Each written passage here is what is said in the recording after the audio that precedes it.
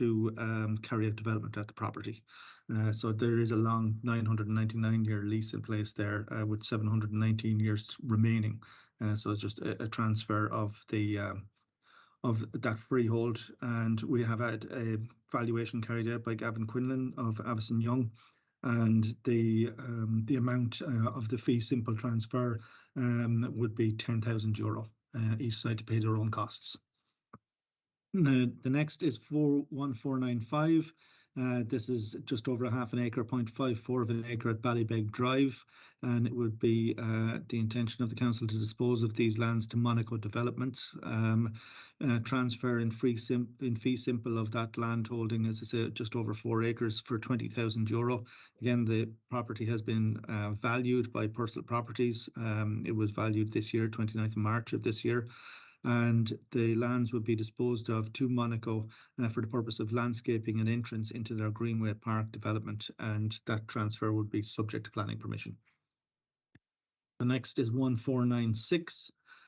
It's a small area of 16.2 square metres. It's a yard to the rear of 34 John Street in Waterford City. It's proposed that the land would be disposed of for the purposes of creating a bin store, a parking area, a rear access into the property.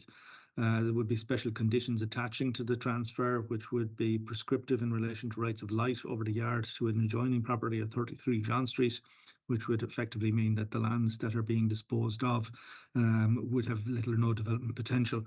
The lands have been valued by Thomas Halley, and it is the council's intention to dispose of those lands, or proposal at least, to dispose of those lands in fee simple for €7,500.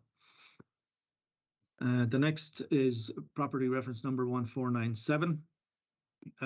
This again is a renewal of a current lease. So the lease expires on the 1st of June 2023. It's a lease in favour of Villierstown Education and Culture Project Limited in conjunction with Waterford Council's Conservation Officer and the Irish Georgian Society, and they've secured funding to carry out a conservation report and structural survey of the Gate Lodge. Because it's a voluntary body, it's a community project. The proposal is to renew the lease for a 10-year period for a nominal rent of €1 per annum. Each side pay their own legal costs. And the last one then is property reference number 1498, and this would be for the disposal of 595 linear metres of ducting at Kilbarry, County Waterford. The ducting would be to the benefit of Virgin Media. Transfer in fee simple, the amount is €70,200, each side to bear their own costs. The duct is already constructed underneath the concrete footpath, and Virgin Media will be constructing chambers at 200 to 300 metre intervals and would have exclusive use of the ducting. Again, the terms in this instance have been negotiated by our valuers. Our appointed valuers in this instance are Gavin Quinlan of Avison Young, and this would supersede a previous section 183, which was dated the 5th of December 2022. It was necessary to change the route of the ducting in this instance, so that's the reason why this new proposal has been brought back before yourselves. That's all of them, Mayor. Good, Liam. Keshana agus Cora o Joe Kelly, Jason Murphy, Damien Gagan agus Tom Cronin in that order. Councillor Kelly. Good, Vera. Thanks, Liam. Liam, I have just a query really around the land disposal out at Woodstown, the 16.6 acres for €10,000. Without knowing a whole lot about land, it seems to me a terribly low price, and looking at the numbers in a quick calculation, it's €602 per acre. So it seems to me, unless there's something I'm missing here, a ridiculously low valuation, and I just can't see the sense of it. And the next one behind it, as you mentioned, Monaco Developments out there at Ballybeg Drive, just under half an acre for €20,000.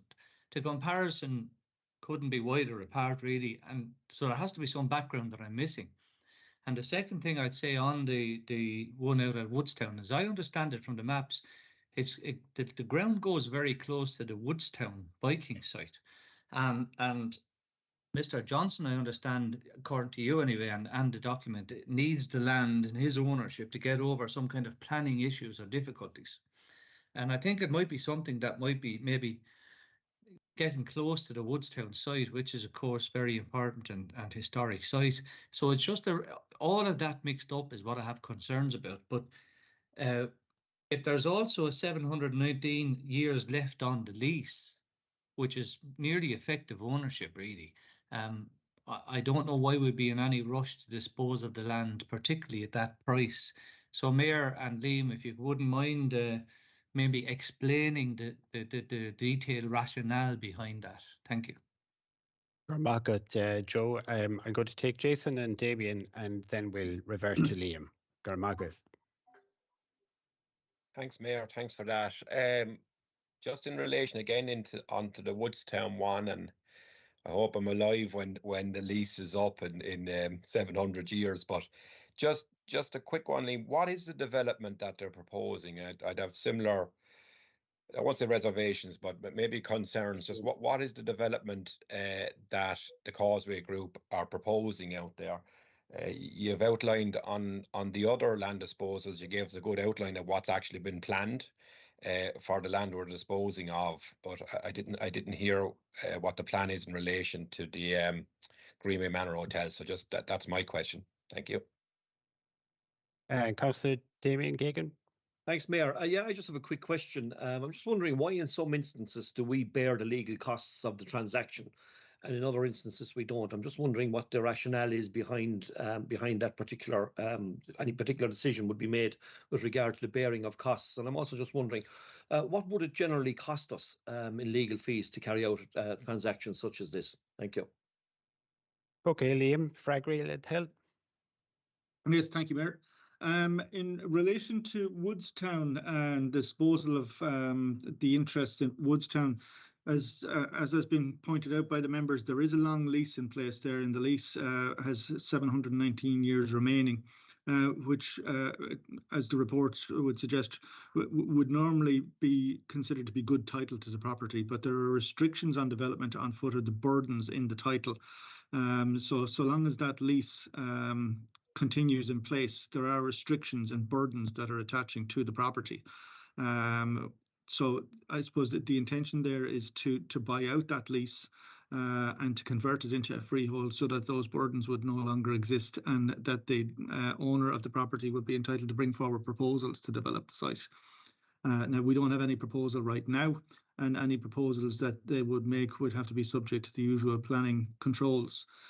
Conscious of the fact that it is, as Councillor Kelly stated, close to the Woodstown Viking site, historic site, we would be very careful, be mindful of that in assessing any planning applications that would come forward, and they would have to be cleared by all the relevant prescribed bodies as well as their own conservation and heritage officers. But at the moment, it's not that there is a particular proposal on the table or a particular planning application that has been retarded by this situation. Is that they can't bring forward a planning application or they can't bring forward proposals while these burdens remain in place. So that's why they would be looking to remove those burdens, just to free their hand and to allow them to move forward and to modernise, upgrade, extend, if necessary, the property. But as I say, that would all be subject to planning permission. The valuation there versus the Monaco valuation, well, again, what we're looking at here is just converting a title from what is essentially a good title with burdens attaching into a freehold title for €10,000. In the case of the Monaco proposal, it is that they would actually take ownership of land which is currently in public ownership and is publicly managed and maintained. That Monaco would take ownership of those lands and would be responsible for their maintenance into the future, and would landscape them in association with an adjacent development, all of which would be subject to planning permission again. So again, the Councillor Murphy's query in relation to Greenway Manor, I think I might have addressed that. We're not dealing with a current application on that site at the moment. There isn't a current proposal, but what the transfer here would enable them to bring forward proposals into the future. And the bearing of costs in relation to each, the costs will vary from property to property. I would need to check with our property management section to see, sort of what the scale of costs would be in these instances. I don't have a detailed breakdown of the costs. Generally, what happens is in relation to who bears the costs, both sides would bear their costs in circumstances where there is, I suppose,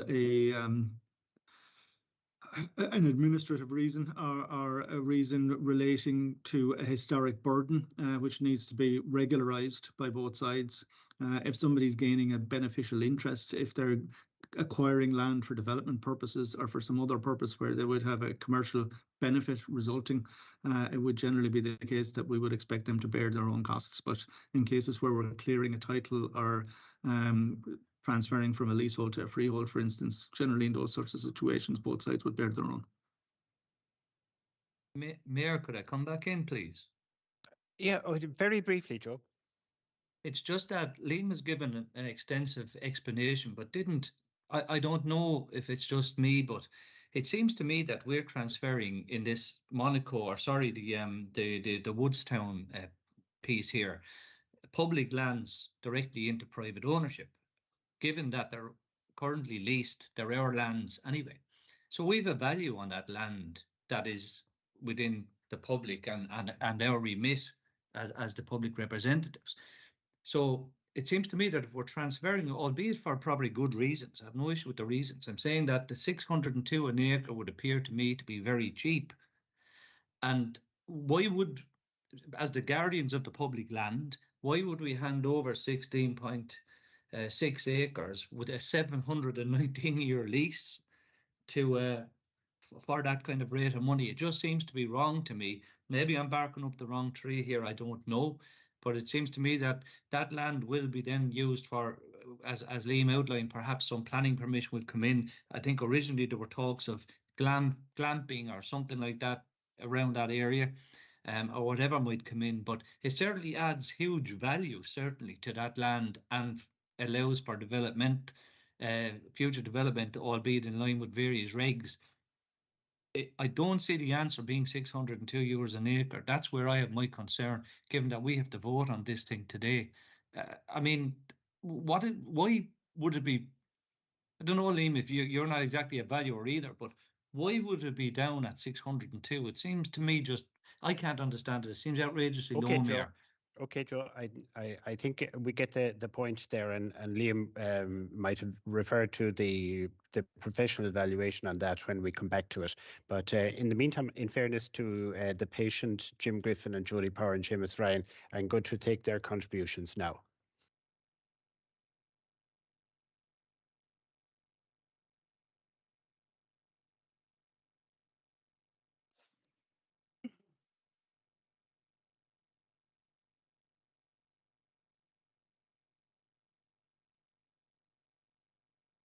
Jim Griffin there. Sorry, Jody, we'll go on to you. Okay, a couple of questions. Again, just from what Joe was saying, could you just clear for me who owns the property that we're talking about in Woodstown at the moment? Yeah, because even agricultural sales, okay, for an acre of land, we're talking about 5,000, 6,000, 7,000 an acre. So it seems to be weird. Okay, and if I could possibly put a bid in for that land at 600 something acres, I'd gladly do so. If you could explain that to me too.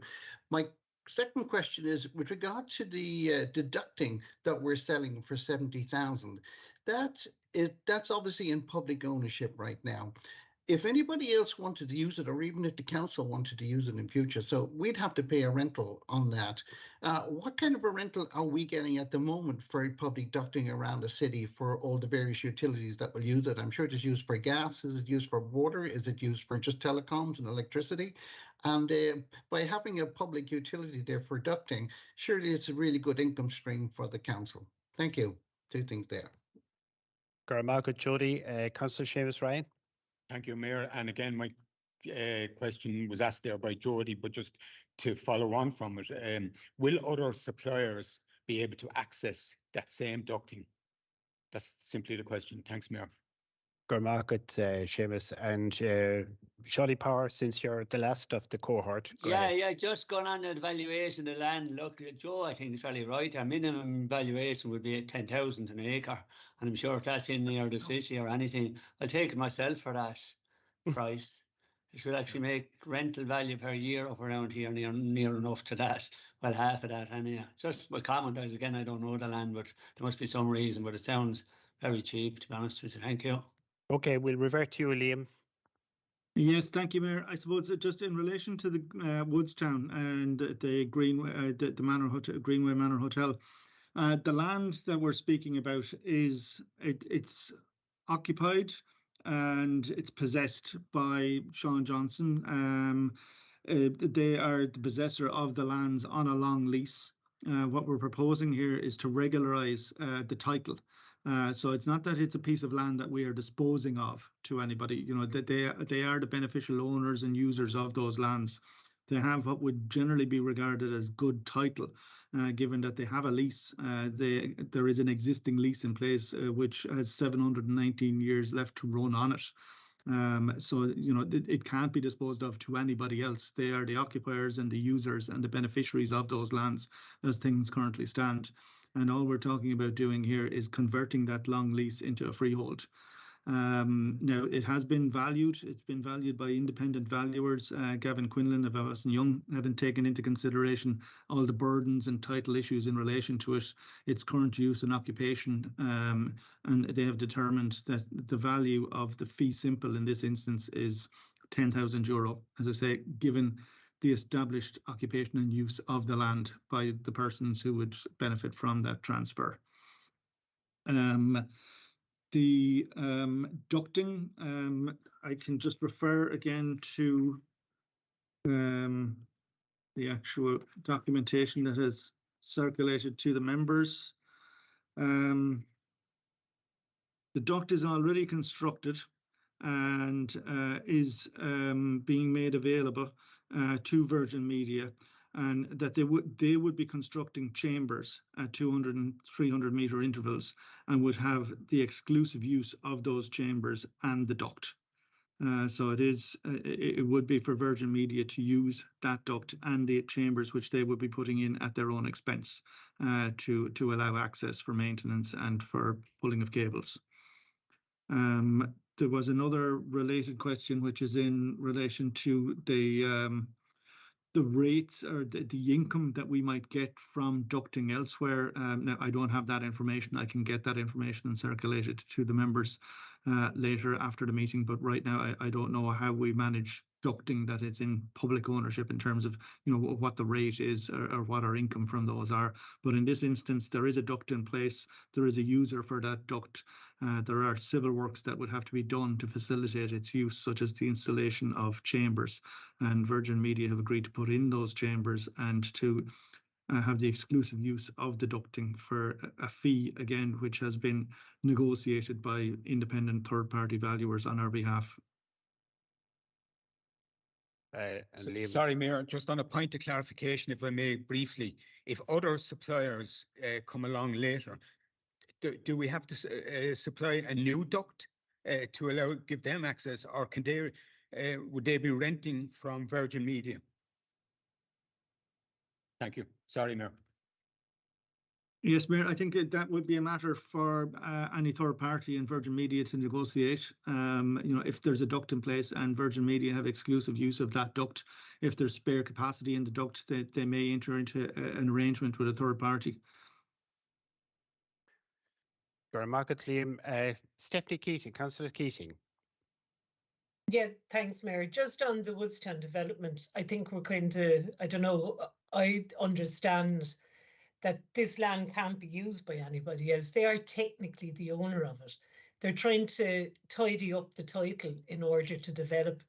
And I think it's not a valuation per se with regard to selling of land. It's completely different. And I would be very supportive of it. I think, this type of development and supporting entrepreneurship is really important. And I hope we don't get caught up on the actual price, because it's not comparable to the other ones that we're looking at. So it's just to say that I'd be very supportive of it. Thank you, Stephanie. And Jason, do you want to come in further? Yes, thanks, Mayor. I just want to come in and support Stephanie and what she's saying. I think we are getting slightly confused here, and I think it's worth clarifying that this land won't come back into council ownership on that lease until the year 2773, and everyone in here and all our grandchildren and great-children will be ashes at that point. I mean, the Guinness Brewery in Dublin have a 999-year lease, so it's not. This is a technicality, really. You're not comparing like for like. Garlagat, Jason. I think we've given this a fair airing, and I think the apparent discrepancies Mayor, could I make a further observation or query, please? I'm not going to allow you, Joe, because you've had a fair airing on this. You've been in twice, and we're going to unnecessarily. So what we need now at this stage is a proposer and seconder for the land disposals, please. I'll propose. I'll second. I'll second, Mayor. Declan Clune. Declan Clune is seconding. I didn't catch who proposed it. Pat Fitzgerald. Thanks, Pat. Thanks very much. Are we in agreement? Mayor, I'll abstain on this one because my last question wasn't allowed, so I'll have to abstain without full knowledge. Okay, noted that, Joe. Thank you. Mayor, I'd also like to abstain on it as well, please. Noted also, Jim. Okay. We move on to management report. It's coming up to 2:30, so we're reasonably well on target. And just to say that, as is the custom, 2 minutes, which will be allotted to each councillor. So we have the first three showing are Councillor Pat Fitzgerald, Councillor Eamon Quinlan, and Councillor Conor D. McGuinness. Garmaghi, off you go, Pat. I'm okay, Mayor. Thank you. Garmaghi, Pat. Eamon Quinlan. Thanks, Mayor. Yeah, three quick items. The first is I'm seeing a lot of videos in the last number of weeks of people on TikTok and Facebook Reels and Instagram who are doing essentially tourism reports of County Waterford, where they're showing off and highlighting in 30-second video and 60-second videos, I suppose, the great offering that County Waterford has to people. I suppose I'd like to know, has our local enterprise office or various offices been in communication with any social media influencers? And if not, would it be possible for us, I suppose, with our communications officer to basically make it receptive for social media influencers who are looking to come to Waterford to perhaps contact us, because they're doing it in very much a cottage industry. They're not quite sure. They're only displaying what they discover in Waterford, and I think it would be very helpful if we had a list of prominent places that we could direct them to, because some of these videos are getting hundreds of thousands of views each from people who are looking at traveling, and it's the new form of advertising, and I think we should really jump on the bandwagon there. The next one is that the decision to allow fixed track hoists. People might be familiar with them. They can be over beds and in houses, and they help people who have severe disabilities to kind of get up out of bed. That's now been approved, and we can now fund those through our disability grants. Can we please write out to anyone who applied for one in the last 1 or 2 years to notify them that they're now eligible to apply, or perhaps run an advertisement campaign to show people who badly need these resources that they're now available. And lastly, Mayor, I'd just like to say that on the Council Social Housing application form for housing, we do offer extensions to social housing as an option in our applications. Can I please see that reflected in the manager's report? Because I've never actually seen us state how many times per year or per month people apply for an extension of a home. Thanks, and I suppose I would have been told that it's not actually common at all, but it is on the form. So let's see. Next we have Conor D. McGuinness. Conor. Gramíle mágad a bhéire agus tá sé úntacha méid gailing a chloisint agus úsa chahirir, so gur mágad as sin chomá. Two quick questions. The first relates to the trade dispute between water service workers who are represented by the Unite Trade Union and local authorities, indeed 12 local authorities where Unite members are employed in water services.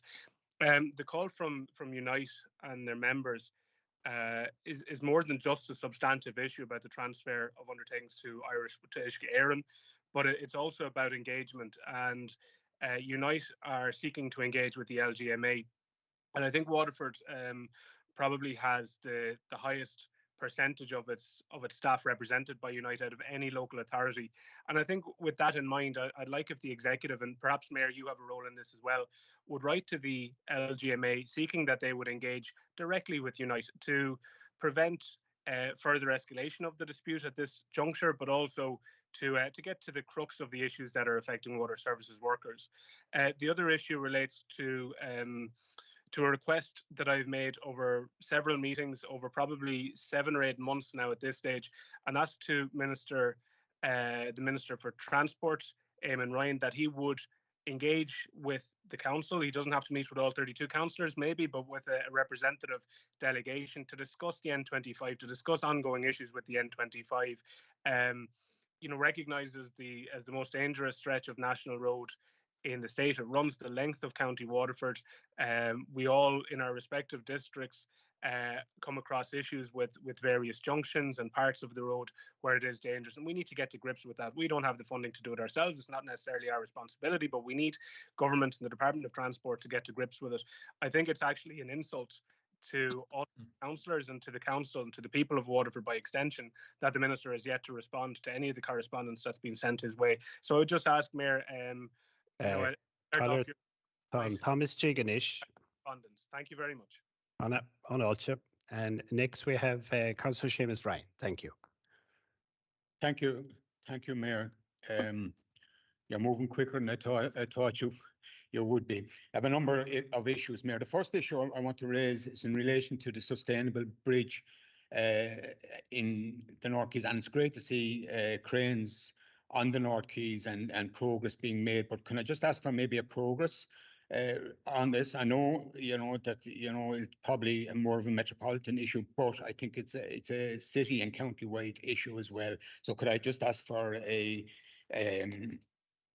progress report on that? And also, Mayor, can I just, and I know I'm speaking on behalf, well, I presume I'm speaking on behalf of all the members here, in relation to the All-Ireland final coming up, and pay tribute to the Camogie team and the mentors and the manager for that wonderful performance last week. So can I just ask, Mayor, that we would make every effort to get bunting out in both city and county, and it's great to see it already in Dungarvan, but I have to say here in the city it's not so great. So can I just ask that would be rectified, and we make every effort to obviously to support the team and the management. And also, Mayor, just when I'm talking about that, could I ask that we might come up with a big screen? Maybe I'm not sure of the areas. I think we did it in the Apple Market area before. We also did it down in the Millennium Plaza. So I'm not pushed on which one, but I do think we should do it, Mayor. The Climate Action Plan, Mayor, it's in draft stage at the moment. Can I ask that we would bring that draft stage out to the public? It's such an important document. It's possibly or arguably one of the most important documents that this council will work on and agree finally. But I think it's important that we bring it out to the public and hold public workshops right across the county in various community halls, and that so that the public can see the plan and can have their say in it. I don't think it's enough to say that it's online. Thank you, Seamus. Yeah, I don't think it's enough to say that it's online. Thank you, Mayor. Yeah, we have a significant item going up at item 6 today on that as well, okay, so we can address it. Okay, Garabeel Margaret, we'll go back to the points made by Councillor Eamon Quinlan, Conor McGuinness and Seamus. Michael Quinn, let's tell. Yep, thank you, Mayor. In terms of the TikTok and support from the Leo, I'll refer that issue to them to see if there's anything we can do. In relation to the bridge, we issued a newsletter. I'm just checking on the date back a couple of weeks ago, just kind of updating the wider community on that, and that's something we'll continue to do. But where we're at the moment is the barges that you see along the quay wall. They're actually going to be there to pile drive the tubes into the riverbed to create the cofferdams. The cofferdams then actually form the basis of the support structures for the bridge. So I expect work to start on actually piling it imminently. It's certainly due to start in July based on the schedule. So at this stage, I nearly would have expected them to be working on that, but that's in hand. So to a large degree, that's the first step in the bridge. It's a significant piece of work, but I can provide some more details on that in due course as part of the newsletter. Just I have one or two others there just that I maybe can comment on. Just in relation to bunting for the team and a large screen, we are looking at that in terms of what would be appropriate. One complication we have is Spree is on the same weekend, so that creates complications in what we can do where. And we have some concerns about the Plaza, Millennium Plaza, as a location, because it's somewhat exposed. So we'll have to see what is practical, but we are looking at that at the moment. Michael, Ivan? Yeah, Mayor. Councillor Quinlan, in relation to writing to previous applicants in respect of the newly eligible fixed track hoist, we can certainly look at that.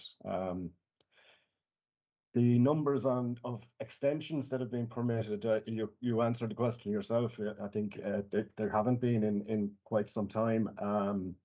The extension option really is in the context of people who might be currently overcrowded in an existing social house. And I suppose over the last number of years, we've had a fairly good capital supply of new and leased units. So we've been able to offer people transfers easier. Quite often doing extensions can be quite expensive or can be restricted by the locations. Gormagat, Ivan. Fergus, Galvin? Yeah, yes, Mayor, just in relation to the N25 Minister for Transport, we'll certainly follow up with another letter to the Minister. But I do note, I suppose, back in the early part of June, the Minister had been due to visit Waterford for the occasion of the opening of the Bilberry Greenway extension, and had indicated we'd actually penciled in a meeting for the councillors with the Minister at that stage, but unfortunately illness intervened and that had to be cancelled. But I'll certainly follow up with them again and meet with the department again immediately on that, and we'll let you know what the outcome of that is. Would you have a comment on the sustainable bridge as well? No, Michael gave that a second ago in relation to the piling and that on it. Okay. Yes, he did. Yeah. And as you've already noted, Mayor, the climate action plan is coming up for discussion later on in the meeting. So I think some of the issues that Councillor Ryan raised will be addressed at that juncture. Okay. Gormila Margaret, Fergus, Michael Welsh, would you have a response to the water service and the LGMA item that Conor McGuinness raised? I wouldn't really, Mayor. The reality is I'm not prepared to discuss HR matters in public forum with council. So that's perfectly understandable. Yeah, Gora Margaret. Okay. So If then I may, there were two parts. My question was as much directed at yourself as it was the executive task. Would you, on behalf of the council, write to the LGMA and urge them to meet with I won't, Conor, because just like the manager said, I don't see my role as being anything got to do with personnel or HR matters in the council. It would be beyond my job pivot at the moment. So I'd demur on that, I'm afraid. Thank you. Councillor Donald Barry, Jason Murphy and Jodie Power are the next ones. Okay, Donald. Thank you, Mayor. The news that the Celtic Roots Ireland-Wales tourism project is at risk of ending because of funding, mainly due to Brexit, is disappointing from a South East tourism promotion perspective. Waterford is involved in this project. We have a good historical connection with the Welsh people, and good daily sea crossings brings in hundreds of people daily to the South East area. If the Celtic Roots initiative is halted, can we put a specific tourism promotion programme in place to encourage our Welsh neighbours to visit all we have in Waterford City and County, e.g. a brochure specifically for distribution to tourism interest in Wales about Waterford? With the rent review completed, has the council increased or decreased its revenue from rents following this review? If it has increased its revenue, could I ask that the increased income is ring-fenced for house disability adaptations for council tenants to allow them to remain in their home with dignity for as long as they can? It can take up to 2 years or more for council tenants to have adaptation work done, which is unacceptable. I understand that up to 40 houses in one council housing estate here in the city requires new windows and doors. Do we have any programme of works in place for replacing windows and doors in local authority houses? What is the progress on this work? Could we have an update on the Copper Coast Walking Trail project that went out for engineering design tender, I think it was last September? Also, the Knockaderry Reservoir feasibility study for a walking trail. The council received 29,700 for this study. Can we have an update on this? Thank you, Mayor. Donald, Jason Murphy, Councillor Murphy. Just three housing issues, Mayor. The first one is just in relation to allocations in general. I see lately that although we're putting our houses up on CBL, it seems to be it's taken an awful long time to actually allocate the properties. And when I'm making representations on behalf of people who've bidded on those houses, I've been told by the allocations department that they mightn't be allocated for sometimes 6 to 7 or even 8 weeks. So my question would be, why are we putting them up on CBL when it's taken so long to allocate them? Second one is in relation to housing adaptation grants for private houses, and I see that we have spent up to 750,000 on those allocations for elderly people and people with disabilities. And while the work has been carried out and the grants are getting processed, I've had representations from a number of contractors who are finding it very, very difficult to get paid off the council. And because of this, there seems to be a practice now taking place where builders are looking for deposits or even the payment to be made up front by the person making the application. While that's understandable, it's defeating the purpose of the grant, because by the very nature of it, these people do not have the money and they find themselves going off getting credit union loans and paying interest on a grant that they're already getting. Last point is just in relation to the tenant in situ. Delighted to see that there's been 83 applications for the tenant in situ scheme, which allows private people who have been given a notice to quit to become effectively landlords of the council. 64 of them are in different stages of completion. Just to ask Ivan, the numbers are good. Are we fully funded for that? If those 64 go through, is the council in a position to buy those properties and save those tenancies for those people? Thanks, dear. My 3 points. Thanks, Mayor. Míle mágad Jason agus an cé Councillor Judy Power little. Míle mágad the Vera. 2 questions. One, I hope you bear with me, metro issue, but it's very time sensitive.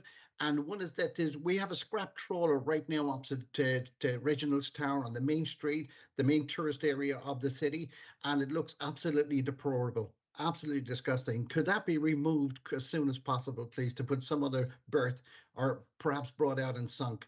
The second thing would be is to regard to the sustainable bridge that we're building there. We do know now that there is a Viking ship, in the mud at that particular location.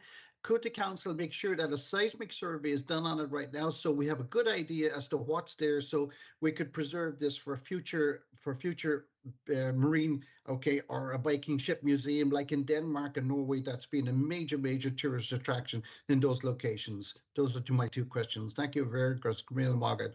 Míle mágad with Chorlórí. Michael Quinn, little. Thank you, Mayor. In relation to the Celtic Roots programme, we are in discussions with both the local authorities and Visit Waterford around sustaining that project, and obviously all the material that has been produced from it. So I've no particular concerns about, if you like, losing the value that was created. It's more a case of how do we utilise that, and whether that's utilised through Visit Waterford and ourselves on a local authority by a local authority basis, or whether we have a joint programme of engagement and promotion. So that's currently in discussion. The Copper Coast and Knockaderry Lake walks, they're district issues, so I'll deal with those offline for you, councillor. And then the Sustainable Transport Bridge, we've already done archaeological surveys in all areas where work is going to be undertaken, so that there's no particular risks as at this particular point. Margaret Michael, Ivan, little. Thank you, Mayor. Councillor Barry, the rent review is actually still underway. It's not complete as of yet. Any decision in regard of any increase in revenue from rental income. That's obviously a budgetary matter, and it would be for yourselves. I'd happily support your suggestion, by the way. In terms of the windows and doors programs, in the past they've been funded from central government, and at present there isn't any central government scheme for the replacement of windows and doors. It's something we can look at on an individual basis if there are particular problems with individual properties. Councillor Murphy, in relation to the time it takes to allocate properties using choice-based letting, yeah, we try to advertise the properties as early as possible, because there is a lot of back checking that has to be done, back office checking that has to be done before an allocation is finalised. That includes internal checks. So, for example, if it's a HAP tenant, are they up to date with their rent? So trying to avoid any arrears. And also then we have to do the ASB check with the Gardaí, and all of these things can take a little bit of time. So when the team say potentially up to 6 or 7 weeks, that's not always necessarily the case. In relation to the time taken to pay adaptation grants, I'll need to look at that, and I'll have a chat with Bernard and our adaptations team as well. And finally, the in situ scheme is fully funded, so we are confident we will get 100% recoupment of any expenditure on properties that are purchased under that scheme. Thanks, Mayor. Margaret Ivan, I think Councillor Jody Power, the survey has been referred to there, and the item in relation to the obnoxious trawler is really a metro area, and failing that, because of the gap to the metro, I suggest with respect that it be taken up with the relevant section offline. Okay? Or Margaret. The next three councillors are Councillor John O'Leary, Councillor Joanne Bailey, and Councillor Joe Kelly. John. Vera, Vera was at a presentation recently given by Ishka and what they're endeavouring to do is to integrate, I suppose, all public service water supply under their control. And the question I have in relation to it is, how many local schemes have we now in Waterford City and County? And at the moment, have we any before Ishka to be taken in charge? So, Kahila, that's the question I had there in relation to that. Thanks. Lovely. Thanks, John. And great company you were at that Ishka Éireann seminar as well. Joanne Bailey. Thanks, Mayor. At the May plenary, I asked for information regarding the vacant sites levy, and I was told I would receive information at the last plenary. I raised the question under matters arising, and there was still no report. I want to confirm that the information from parliamentary questions were correct, that Waterford City County Council has not collected any vacant sites levy since 2018, leaving the sum of over 2 million uncollected since 2018. So in 2018, there was 18 sites with a value of over 293,000. 2019, 2020 and 2021, there were 16 sites with over 609,000 not collected. 2022, there was an increase of 30 sites with a value unknown. I think it's absolutely unacceptable that this time when we are cutting housing maintenance and increasing rates on small businesses that we are leaving that money behind. Can I ask then today, why was there no levies collected from 2018? Can you confirm today when will the council start collecting the levy that is set down in legislation? And can we receive a full list of sites for 2023 with their value for the next plenary meeting? Thanks, Mayor. Margaret, Joanne. Next we have Councillor Joe Kelly. Margaret Vera. A few questions, Mayor. The management report refers to barn owls and the possible increase in barn owls nesting in Waterford, which is great news. I'm wondering though, can we as a council set up or attempt to set up suitable nesting sites for barn owls to help improve their likelihood of nesting here and their survival? I know there's a study about to begin and all of that, and by their name, they probably not normally nesting around barns and the like, but is there specific things that we can do to build perhaps that might help that particular bird along? They are an endangered species. The second one, Mayor, is on housing. And, with the many housing schemes announced by the government and Help to Buy and forced home schemes and all of that, a lot of people are being helped. On the social side of it, though, I'm wondering, with all the schemes that we've launched, and again, very, very useful, like St. Joseph's House and so on, are we seeing any drop in the housing figures on our waiting list? Because we're working like crazy and everybody's put their shoulder to the wheel, but I'm wondering, is it having any effect in reducing the need for social housing? The third one, Mayor, is similar to what Councillor Quinlan raised, Eamon Quinlan raised earlier. I have someone involved in or trying to have an extension built on their own public house, their social house. And from the staff that I've dealt with in council, they've told me that basically it cannot be done, irrespective of whether you have to get planning permission or not. It might be under the size and all the rest of it. But I'm just saying that as a policy, they were saying we don't allow it. And I'd like to know the facts on that, because I'm getting mixed messages. We either allow it or we don't allow it, or we allow it in certain circumstances. And the last query, Mayor, is on the rents and the rents review, which is still going on. And I'm finding it hard to get my head around it. When that is complete, Ivan, I'm wondering, is there a possibility of an increase in rents not related to the income? So the house doesn't have any extra income, but they have an extra rent liability. Therefore, I'm saying an automatic increase in rent rates. Is that on the cards? Thank you, Mayor. Very much, Joe. And now we're going to revert to Fergus Little. Yeah, thanks, Mayor. To John O'Leary. John, I don't know the exact number of private group schemes we have across the county, but it's somewhere in the region of around 20 odd or so.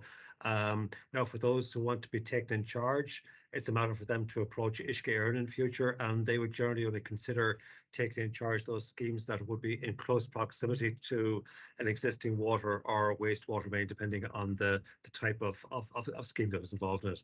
So really, it's a question, and this has been in the case, I suppose, for a number of years now, is in that any schemes like that would have to would be advised to make an initial connection query to Uisce Éireann. Margaret Fergus. Would you have a contribution, Fergus, on the barn owls question? No. No? I think that would be a matter more for, I don't do boards as such, but I'd say it's a matter for our conservation team, I'd imagine. Okay, thank you very much. Sorry, biodiversity, I should say. Biodiversity, probably Liam might be able to help on that particular question. Okay, well, we'll go to Liam then, and he has the vacant sites from Joanne as well. Yes, Mayor, in relation to vacant sites, might I suggest that we bring a full report back to the next meeting of council in relation to that? I know Councillor Bailey has stated that she has been promised a report on this prior to today's meeting. But this is the first time that this particular issue has come to my attention. And in fairness, given that there's reference there to matters of public record on the record of the Dáil, we will need to go and check those facts against our own and prepare a full report. As you say, there are a number of sites where the vacant site levy might apply, 18 sites, so we'll have to go through each one of those in turn. And I think a comprehensive response to the council, a written response, might be the most appropriate way to go, rather than just trying to deal with it here at the meeting. That sounds eminently reasonable, Liam. Would that be acceptable to you, Joanne? Yeah, I just don't understand how, like it was on this month's management report as well on the matters arising, and you're only hearing about it now, Liam. I just don't think it's, it's since May that I have requested, and okay, well, it was under both management reports, and now it's being pushed until September. I just don't think it's acceptable. But yeah, thanks for your response. Thanks. Sorry, Mayor, could I just intervene there a second? Just on the vacant site, like I know that planning were to come back to you, but it wouldn't be true to say we didn't collect any money at this point in time. We've collected a fair bit of money. I can't put a figure on it at the moment, but I'll certainly come back to you on that. Okay, the reason it's a reason why it's difficult is because to some extent it's the legislation both helps us and hinders us here, because the reality is that as soon as it's put on the register, there is an automatic charge. The legislation provides for an automatic charge on the property.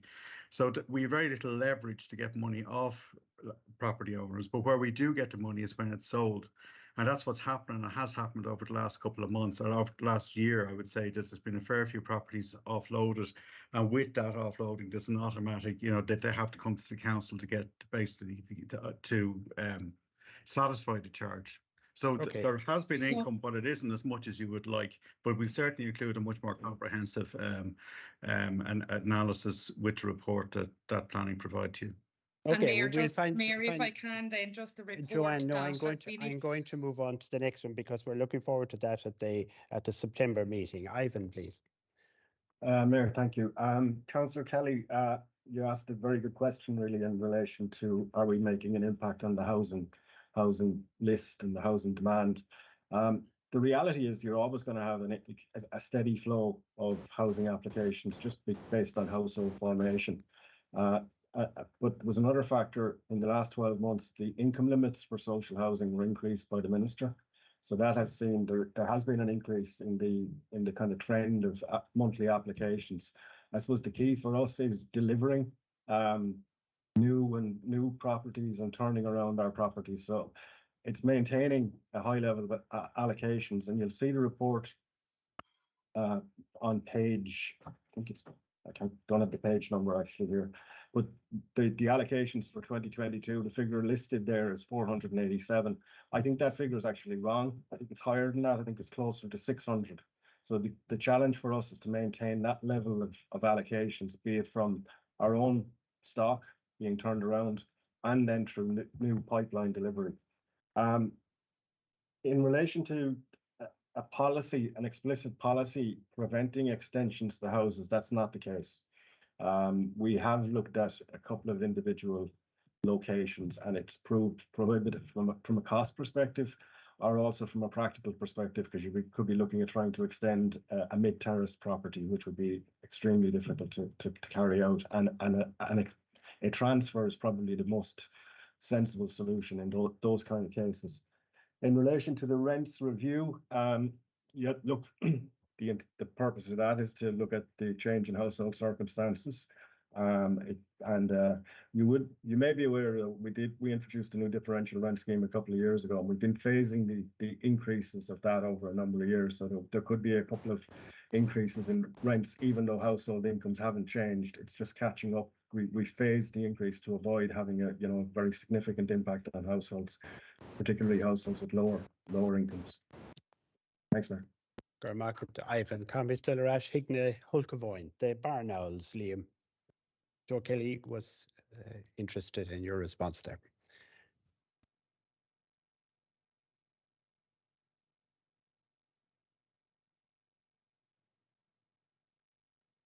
I mean, Mayor, it was a straightforward question: is can we assist in building suitable sites or nesting locations, basically, as a council, to help the barn?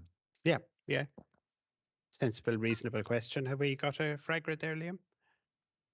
Yeah, sorry, Mayor, am I back? I was having some difficulty with the technology, just unmuting my microphone. I recognise that syndrome. Yeah, certainly we will talk to our heritage officer to see whether or not there's any funding available for that. We would, as a matter of routine, look at appropriate conditions attaching to planning permission in circumstances where private development might be able to facilitate either conservation or promotion of habitats. But in relation to publicly owned property or wild areas that are in our control, it is something that we can have a look at through our heritage officer and see whether or not measures can be taken. Okay. Thank you very much. Thanks, Mayor. Gurmarket, Liam, Gurmarket, Joe. Next three we have here, Councillors John Heron, David Daniels and Mary Roach. Lewerdell. John. Thanks very much, Mayor. Now, just on a very positive note on All Ireland's, for the second time in 3 years, Larchville-Dugan has been selected as one of the best communities in the country, and it's gone towards the final. But in the City Council, with Michael Murphy and Owen Morrissey, they came up and looked at 3 different projects and transformed the place completely. And it's a credit to the council and the staff. And we're delighted that they've done it. But John, I think John, we're straying into Metro. No, this is about the city and county, because we're representing the stock answer. I think stock answer. Yeah, no, but what I'm asking is that there is an awful lot of places, that estates around the city and county, that are very bleak. and could do with having the community team looking at them and seeing can they do the exact same thing in those areas. And thanks for your time again, Mayor. Not at all, John. Slán. Next, David Daniels, please. Thanks, Mayor. Just noticed there a couple of weeks back, the IDA released its mid-year results, and its key points were Galway, new facility being built, 300 million, potentially 1,000 jobs coming on stream.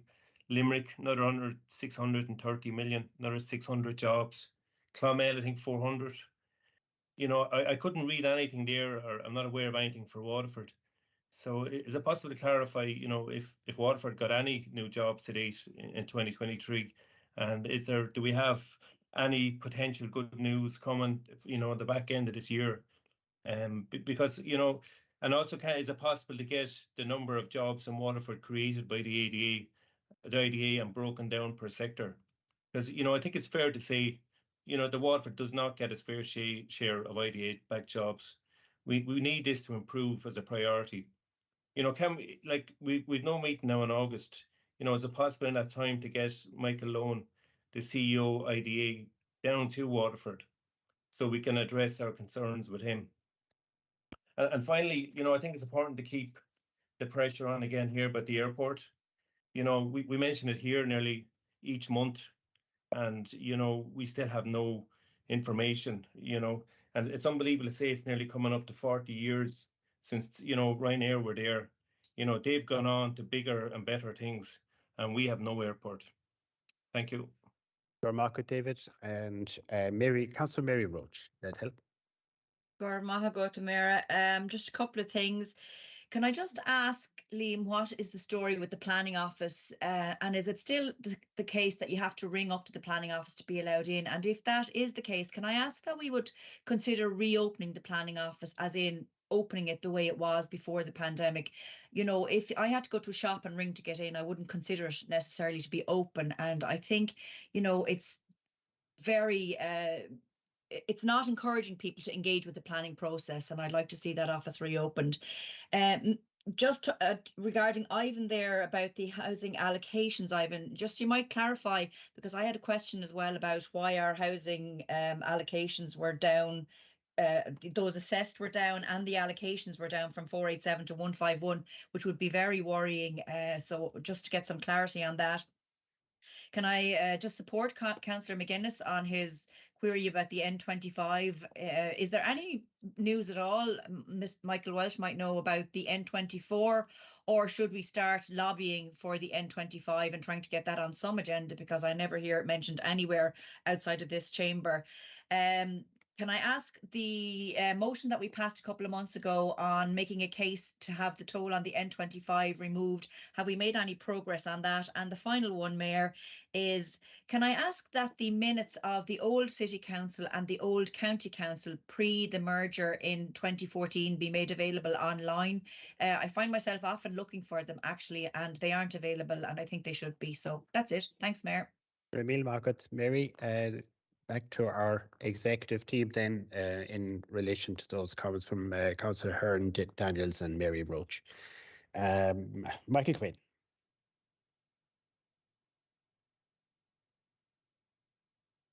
Sorry, Mayor, there. In terms of the IDA, we can certainly ask for information from them and get an update. It is something that we do chase periodically. I think it was last year or the year before they did a presentation to Council. So I'll get an update from them and I'll share that offline. Thank you very much. Liam, in relation to the planning office, I thought it was open, but I may be wrong. Go ahead, Liam.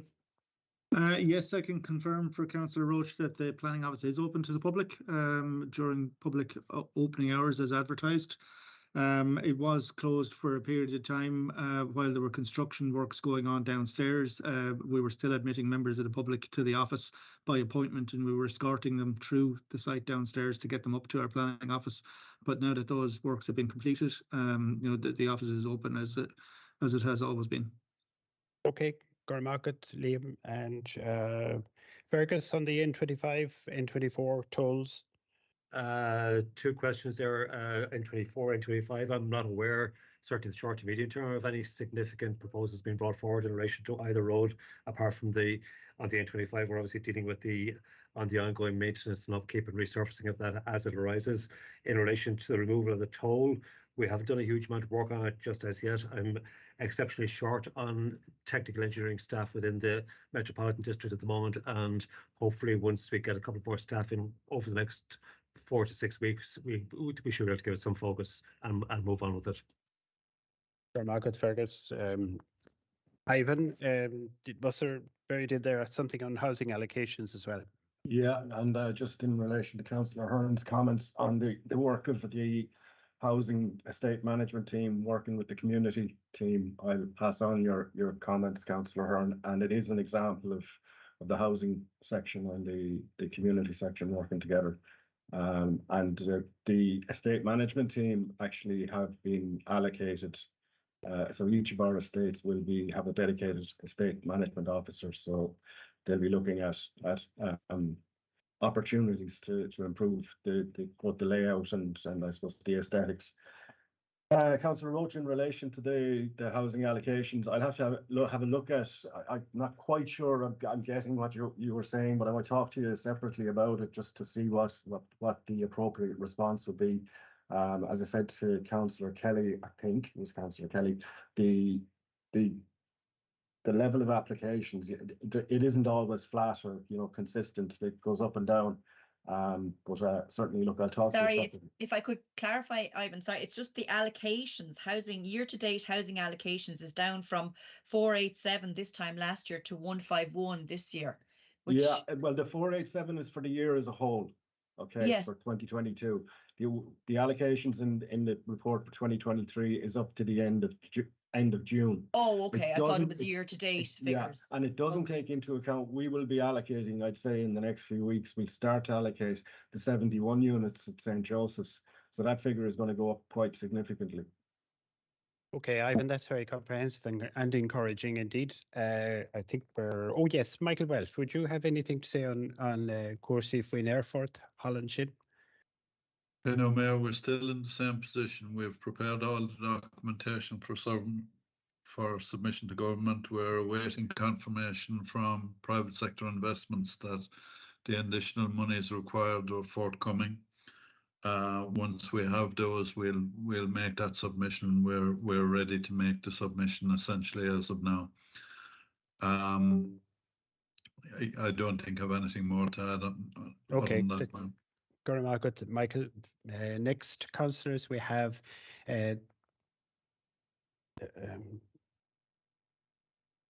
just in relation to the minutes, Mayor. I'll have a look at that from Councillor Roach. Okay. That's very helpful. Thanks, Honor, very much. That's okay, Mary.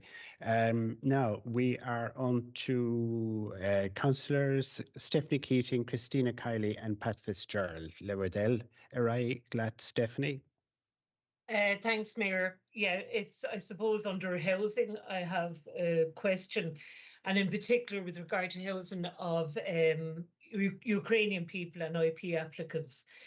Do we have figures with regard to the number of people from these categories that have been accommodated in Waterford? Do we require properties to meet our obligations here, or where are we at on it, or do we feel that we have adequate supply? The reason that I'm asking this is that there are big delays in dealing with offers from people that feel that they have properties that may be suitable. And it's quite frustrating at the moment, because it's necessitating a lot of phone calls from councillors trying to match up the people, I suppose, the personnel that are dealing with it, and to try and get them to make contact and progress these queries. Now, this isn't a criticism of anyone. I'm just wondering, is there a process that we're not aware of if somebody comes along to us as a councillor and says, look, I have an old B&B or I have whatever. How is it processed? What are the criteria? I know the department itself has, per square footage number of people. We seem to be, I don't know, I might be wrong, but I don't know what criteria we're going on. And also the speed. I thought that in the country in general, there was an urgent requirements for supply of places. And if that's the case, can we try and get some process involved that's not, you know, causing headaches, I suppose, for people and councillors in particular? The other question I have is just on the budget and the income and expenditure in most categories is at like 35 to 53%, which you probably expect halfway through the year. Just notice kind of an outlier, only slightly, but on road transport and safety, 29% spent and 24% raised. When we're like over halfway through the year, we are. Farah Makadish, Stephanie, Thomas Jig. Okay, yeah, if I could leave it at that, just is there a particular reason for that, Mayor? Good. Thank you so much, Stephanie. Gramil Margaret. Next, we have Christina, Councillor Kiley. Thank you very much, Mayor, and congratulations on your first plenary meeting as Mayor. Some of these items might have already been covered. Apologies, I was late. So if they are, apologies for that. Anyway, I'll just run through them. Library security, just in the context of the far right. I mean, we've seen this. We've seen intimidation of library workers in other counties over the last few months. And most recently there was a protest in solidarity with Cork library workers who were facing intimidation at work over LGBT plus reading material in the libraries. And I'm wondering, are we tuned into that, and have we stepped up security with that in mind? Because our libraries are a sanctuary. They're such an important part of the service we provide to the citizens of Waterford City and County, and it goes without saying that our library staff are treasures, and you know, everybody loves them, and everybody loves the librarians working in their local libraries. So I just have a concern around that. And just not everybody on the call will be aware that Ross Naman is taking place in Waterford on Saturday, September the 9th. So this is the women's road cycling race, which I was able to secure for Waterford, in particular a start and finish in Tramore. But it's going to Dungarvan. It's a county-wide event because I think it's an 80-kilometre route. And Fergus will know more about the route itself, but I just want to thank the council for coming on board on that. It's going to be in Dungarvan. It's going to be coming in the Copper Coast. The footage is going to be absolutely spectacular, and it will be beamed all over the world. And it's probably taking place before we have our next meeting. So I just wanted to be sure that everyone on the call knew about that. And I'm just wondering if we're going to be, you know, reaching out to councillors throughout the route, just in relation to it. Also, this has probably been raised, but okay, have we any plans for large screens Christine, for showing the All Ireland? Thanks, Mayor. Goramagat. And Pat Fitzgerald, Councillor Fitzgerald, let help.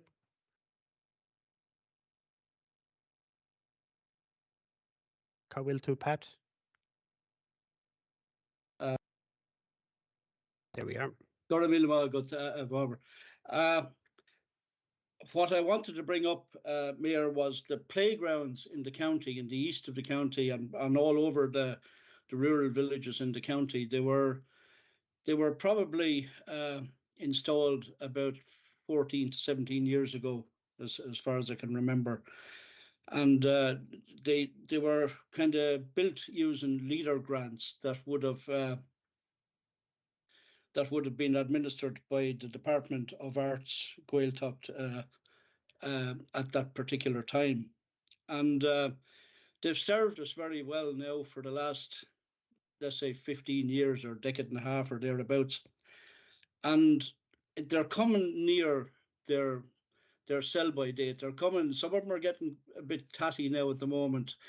And I've noticed, like, I've got 3 in my area, and I constantly, in the last year or so, I'm getting calls about these playgrounds that bits of equipment are broken, the matting at the bottom of them has gone rotten and there's holes in it, and some of the pieces of equipment may have to be cordoned off and things like that. Like, and I was just wondering, like, some of these need to be replaced, and some of them, they certainly need a heavy maintenance schedule from now on in if we're going to keep the existing ones.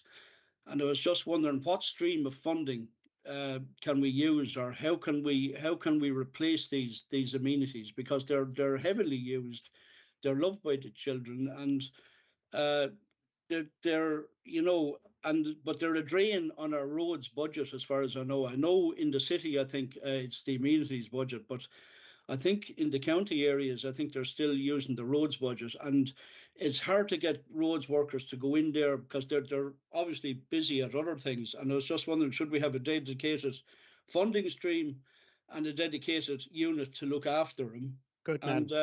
Margaret Patton, Thomas Chiganish, a case very eloquently made, and thank you very much.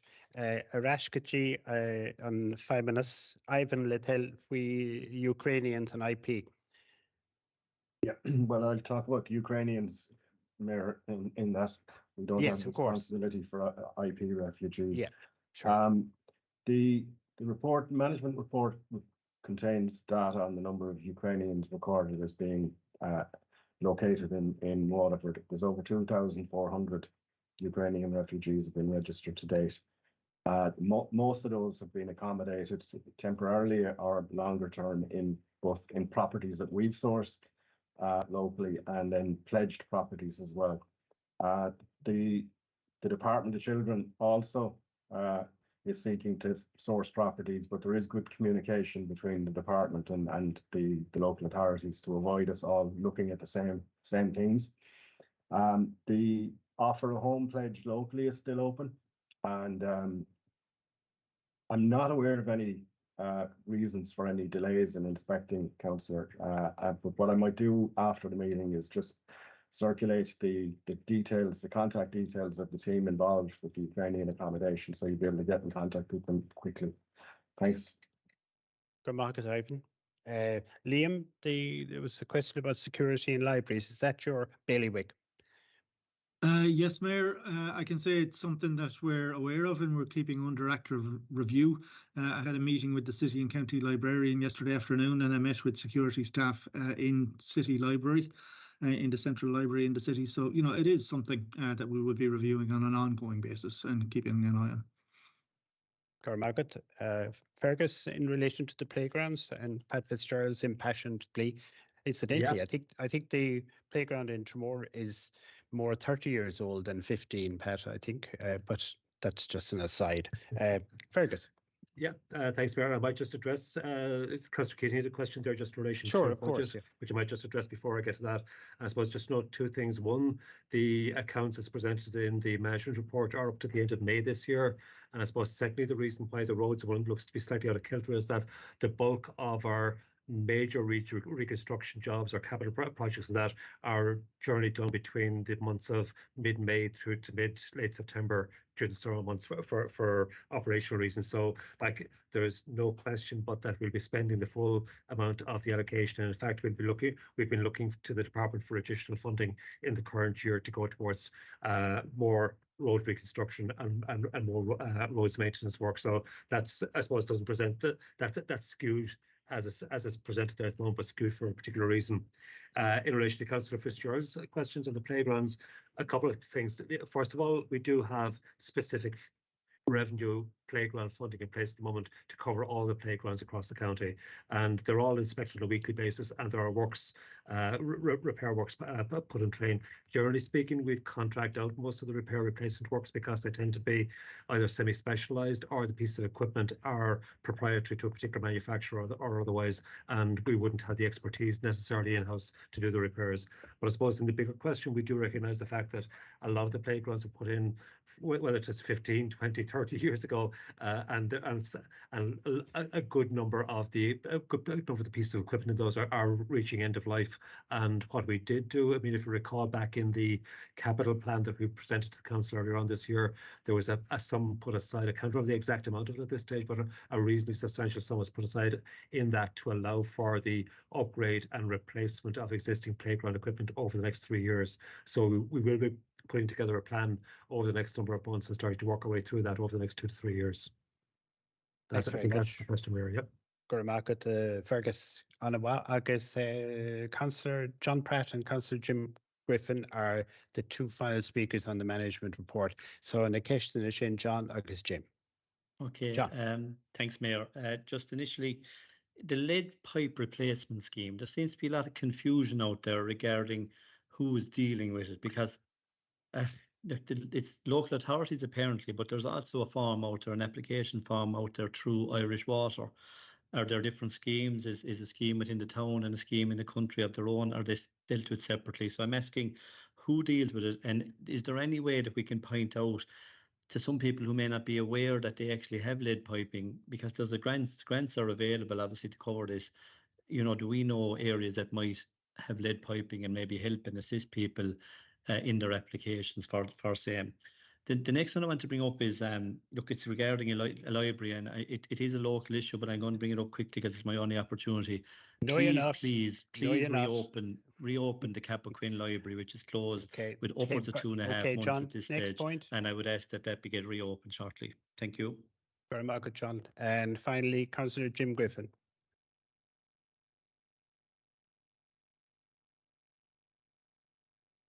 Hey there, Jim. Are you muted or something? Thank you, Mayor. No? Can you hear me now, Mayor? Yes, perfectly. Okay. 3 quick.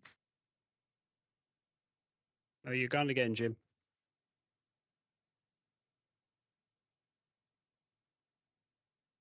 Questions, Mayor. The first one, have we an appointment for the heart? I don't know.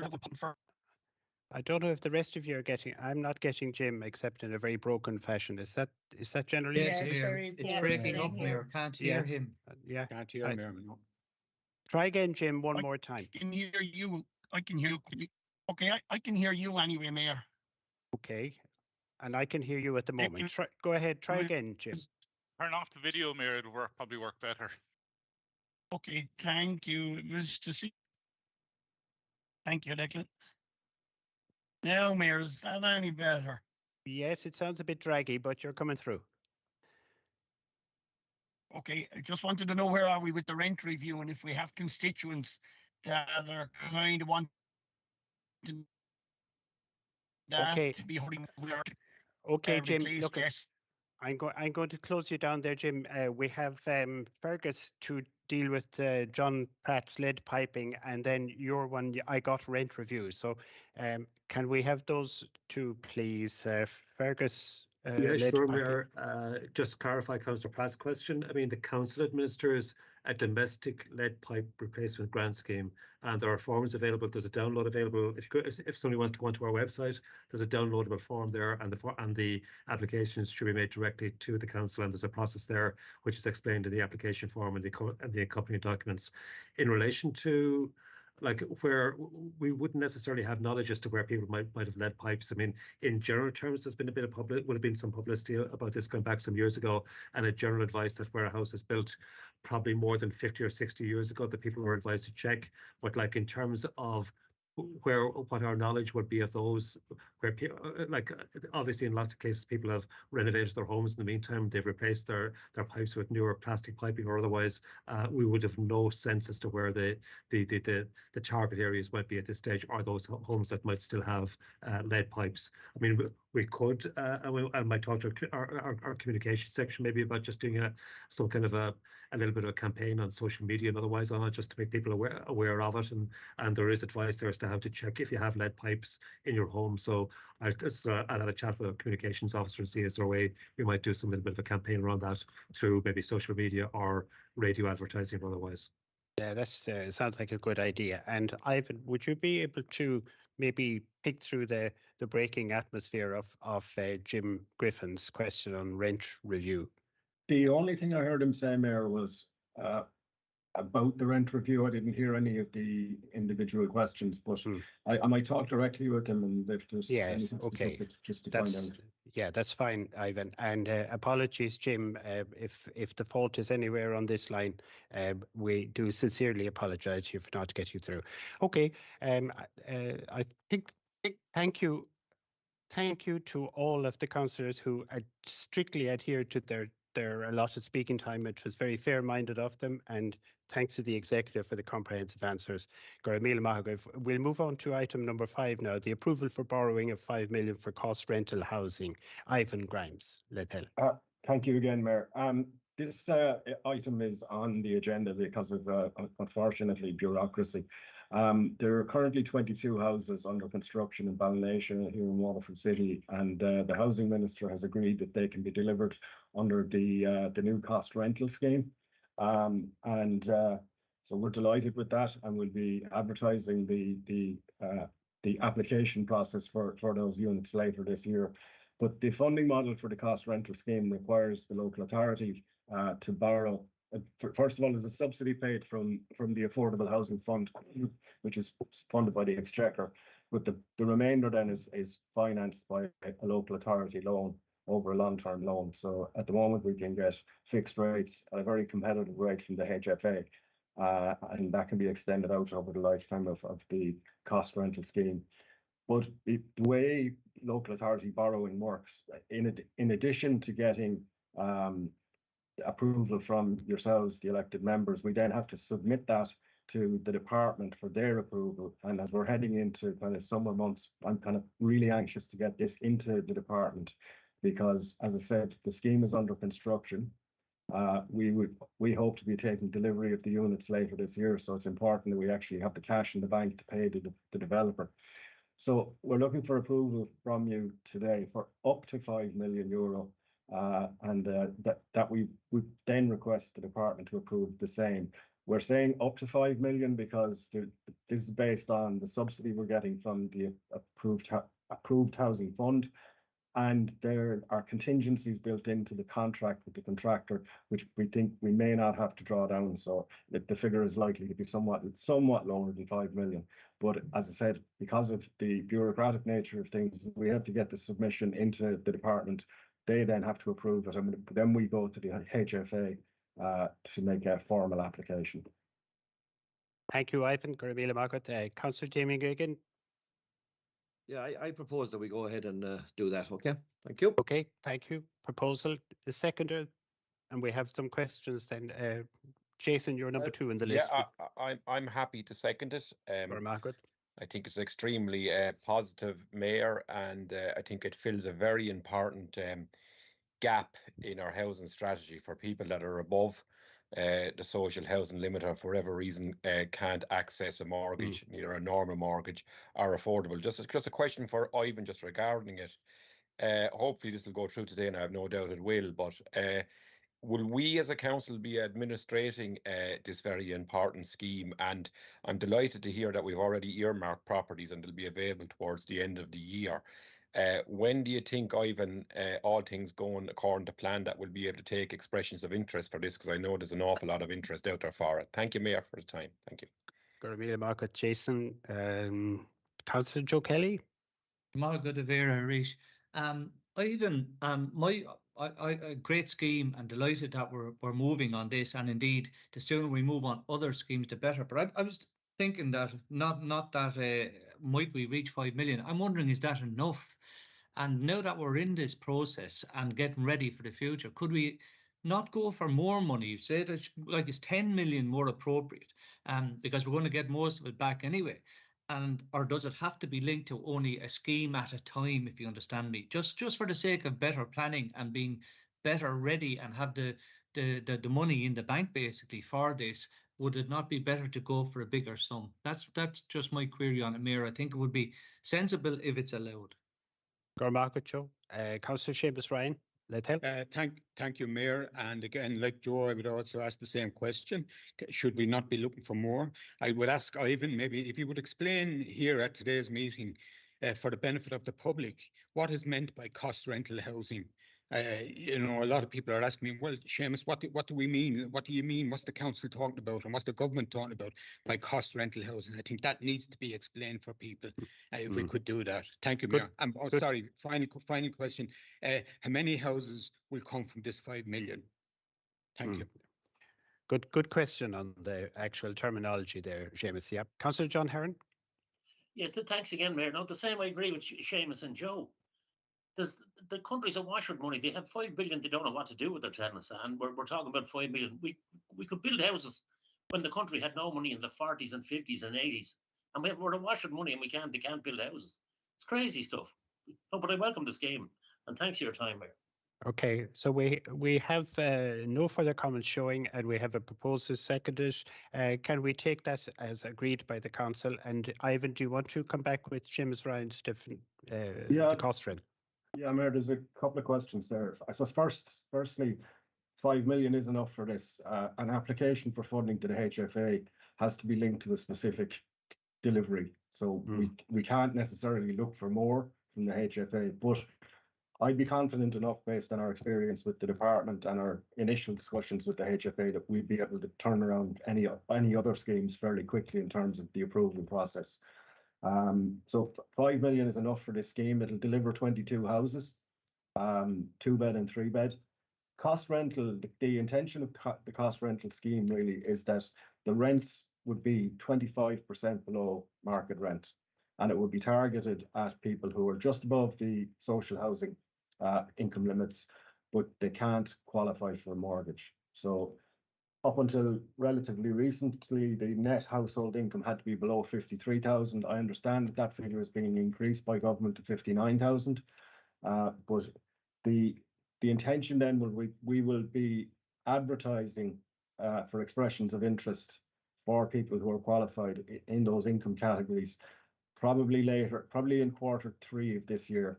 The intention would be, now the application process is set out very clearly in the legislation, so we don't have a whole lot of discretion on it. It's effectively a lottery, and we'll be doing that later in the year. We'll probably do a workshop with the plenary beforehand just to go through the ins and outs of the scheme before we do anything with, publicising anything. But I suppose for the purpose of today, we just need the approval for the borrowing, and I'm absolutely confident we'll be doing more of these schemes in the coming years. Yeah, really good news. 22 new houses all day, every day is a good news story, and it's wonderful. And I just want to compliment Ivan and his team in the way that they smartly progress this project. So do we agree by resolution of council to borrow this money or to approve? Agreed. Anybody in controversial? Okay. John O'Leary and Joanne Bailey, subsequent, do you, now that the thing is agreed by resolution, are your comments superfluous now at this stage, or do you want to very quickly put them in? John? Joanne? Okay. John is on silent. I just wanted to know, how was rent going to be calculated for properties? Would it be taken from the lower end of the rent, just say in City South here? We're in one housing estate it could be 800 a month, and another housing estate it could be 1,200 or 1,300. So how would the rent be calculated? Would it be taking the lower figure or the higher figure in calculating the rent for the cost rental? The rents are calculated by reference to the market rents that for the same type of property in those areas. So we'd be doing that by way of independent valuation, and the rents then would be set at 25% below that. Okay. Mayor, could I just make one comment on there? Of course, John. Yes. Yeah, look, it's a good news story. It's very, very welcome. It's great to see 22 houses coming on stream. But what I want to ask Ivan, what potential has this going forward? Could we expect more of this in the city and county? Is there potential forward? Thanks, Mayor, for letting me in. Not so, John. Just let you get that clarified, yeah.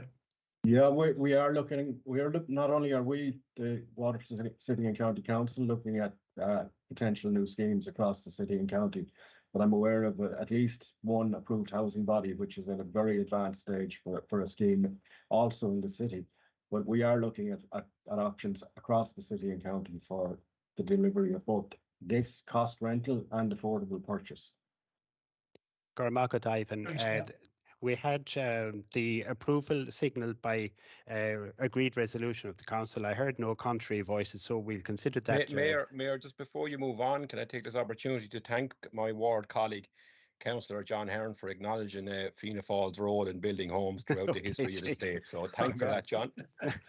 Okay, we'll move on. And next, item 6 is Climate Action Plan update. And here we have Gráinne Kennedy, the Climate Action Coordinator, is going to give you a presentation. So I'd like to welcome on your behalf, Gráinne Kennedy. I'm going to allot you a maximum of 10 minutes, Gráinne, for your presentation. So Araila. Thank you very much, Mayor, and good afternoon, everyone. This is a short update, really, because we have done the pre-draft consultation. We've gone out to the public and we basically presented the information on where our emissions come from in the county, where are the areas that we need to look at, and we we had the online consultation as Councillor Ryan pointed out, but we also had in-person events, and we worked with the library, we worked with the PPN, we had a schools programme, which unfortunately we were a little bit late in the year, so we didn't get as much stuff from the secondary schools as we thought we would, but we did get 19 quality submissions from everyone from, say, community groups up to individuals, to the Older Persons Forum, to SETU and the bodies involved. And I'm currently categorising those. So that consultation period now is being analysed, and we are going out to the different departments in the council at the moment to basically tie in what those departments can do and what they're going to be responsible for when it comes to the Climate Action Plan. We're going to grab all that together, and I might just share presentation here, really just to show you the timeline.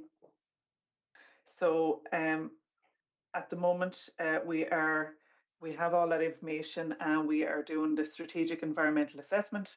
We're compiling actions and information from the department, and just for the councillors to know, that's basically what we can do ourselves to reduce emissions from our own operations, how we can help the public and people that we work with to do their bit as well. And the third thing is, how are we going to prepare for climate change? So we are the ones that really do the repairs when there's extreme weather. We have to factor that into our work now going forward. So that's what we're covering in July and August. In September, we will be presenting to the SPC and the environmental groups, but we'll probably expand that, and we can see about maybe doing a wider councillor workshop on basically presenting all the actions to the councillors. And then we'll translate our document, and then in October, we'll bring it to your plenary for noting, and then that's where the public consultation goes out to live for the next 6 weeks or 7 weeks, I think. So we're putting together our plan of action for how we're going to engage, and I agree with what was said earlier. It's really important that we go out to people and we are meeting people where they are, and we're engaging on this. So we have great involvement from the likes of the Imagine Festival. They're going to do a lot kind of public engagement through our libraries. We have the Green Clubs programme has been quite supportive, and we're going to see about bringing essentially a climate roadshow to different GA clubs around the county, so that you could go there, you can learn about the Climate Action Plan, but you can also learn about what you can do in your own home and what's available in your local area. Of course, we will be engaging with the PPN, the most important group, really, and all the representatives there. We're going to tie in with any public festivals, and then we will have a schools initiative as well, which we've had a good response from the local schools on, and then of course our engagement in the library. So that's not our full list at the moment, but that's kind of what we're starting with. So we'd be happy to hear from people as to where else they feel we could be doing engagement and helping people to give their thoughts on what could be done, or fleshing out a little bit more on the ideas that we've come up with. So we'll be gathering all that information then, hopefully the many submissions and the many inputs that people have. We'll present that then to you all in the new year, with the SEA and the AA, and then the chairperson's report. I'm afraid of apologies if I got that terminology wrong, but basically all the submissions. So that's where we stand at the moment. So it's an interesting time, getting lots of input from people across the board. So if anyone has any questions, thank you very much, Mayor. Okay, just before we go into questions and commentary, can I just mention two things? I'm sure Grania will share that timeline with you all. And also, I'm going to, on your behalf, thank her for her presentation and her time with us this afternoon. And that could save us 7 or 8 minutes in people constantly duplicating their thanks and appreciation. So we'll consider that done. And if you just confine your comments, as they say down the Gaelic, no jinigi podger coppelgy, don't make a horse's prayer out of it.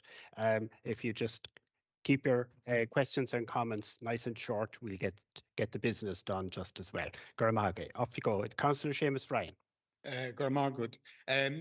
Brian, unfortunately, I am going to thank you and your team. I think it's, a lot of work has gone into this, obviously, but just I was a bit premature in my questions earlier. Really, where I'm coming from, I want to see the consultation be broadened out as wide as possible, because as we've all know that this is a huge issue, a very important, and as I said earlier, it's arguably the most important document to come in front of the council. So I would ask that consultation would go wide out and even broader than from a council point of view, broader than the SPC. Because I'm not on the SPC, but I would have a great interest in it. And finally, Mayor, could I also ask, I think you said that when you went to the schools, it happened to be too late. Is that correct? Yeah, could I just ask if that's the situation, that you would go back to the schools? Because as we know, the young people have a great interest in this topic, and I think that's where we should be taking our lead from. Thank you, Mayor. Thank you. Gormagut Seamus, any other further comments? Councillor Joe Kelly. Gormagut Avera, and thanks very much for the presentation. All our roles are, I just want to say, Mayor, is very small, I suppose, as individuals, but as a group or as a community or as a society, but is all doing our bit. We have a chance, and that's all we have, is a chance of achieving the various targets with our carbon budgets. As I understand it, I think we've only achieved 29% reduction in the current sort of carbon budget that we have, which makes the target of the 50% even harder to reach by, I think it's 2030. So, Mayor, the clock is already beyond ticking on this issue, and all the efforts that we as a council can put in, hopefully then to lead all of the public in their efforts, are absolutely vital. It's so serious. We've seen the recent fires, floods, and every other natural disaster that's going on. And although this sounds small stuff at our level, it feeds into the global effort to reduce and at this stage, I suppose, save the planet. So again, we just all have to get on with this thing and do the best we can. Councillor Jody Power, please. Thank you very much, Avera. And welcome, Grania. Nice to meet you. Again, the consultation that we're going to go forward with, okay, with the council can only do so much. Are businesses on board? Are the Chamber of Commerce on board? Are our agricultural organisations on board, like the IFA and all that lot?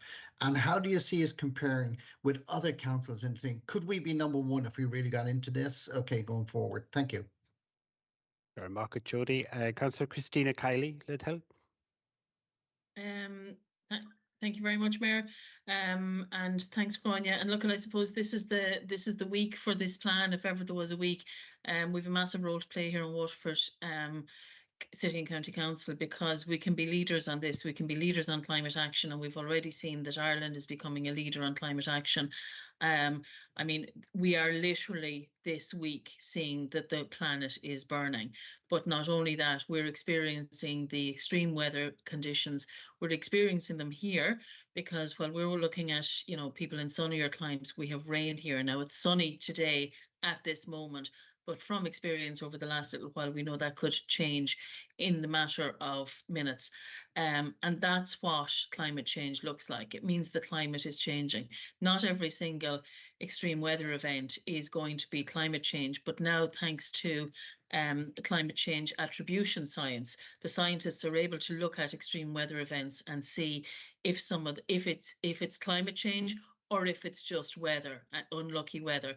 But with everything we've seen with giant hailstones, with flooding, this is the week for this. And I just want to thank you for that. And I just want to give my support to the work you're doing, because, you know, we have a massive role to play here, but we need to look at, we're now at the stage where we need to be adapting for living under climate change.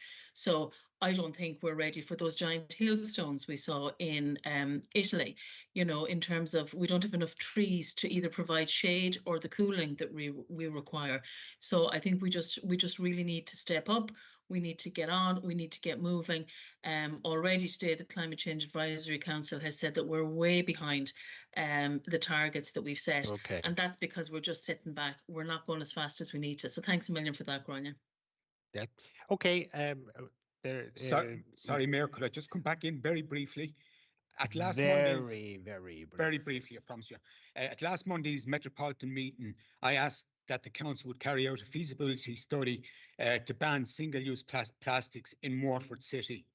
Can I just ask, Grania, is that a possibility that that feasibility study could be carried out, and yes, would it make any difference? Thank you, Mayor. Grania?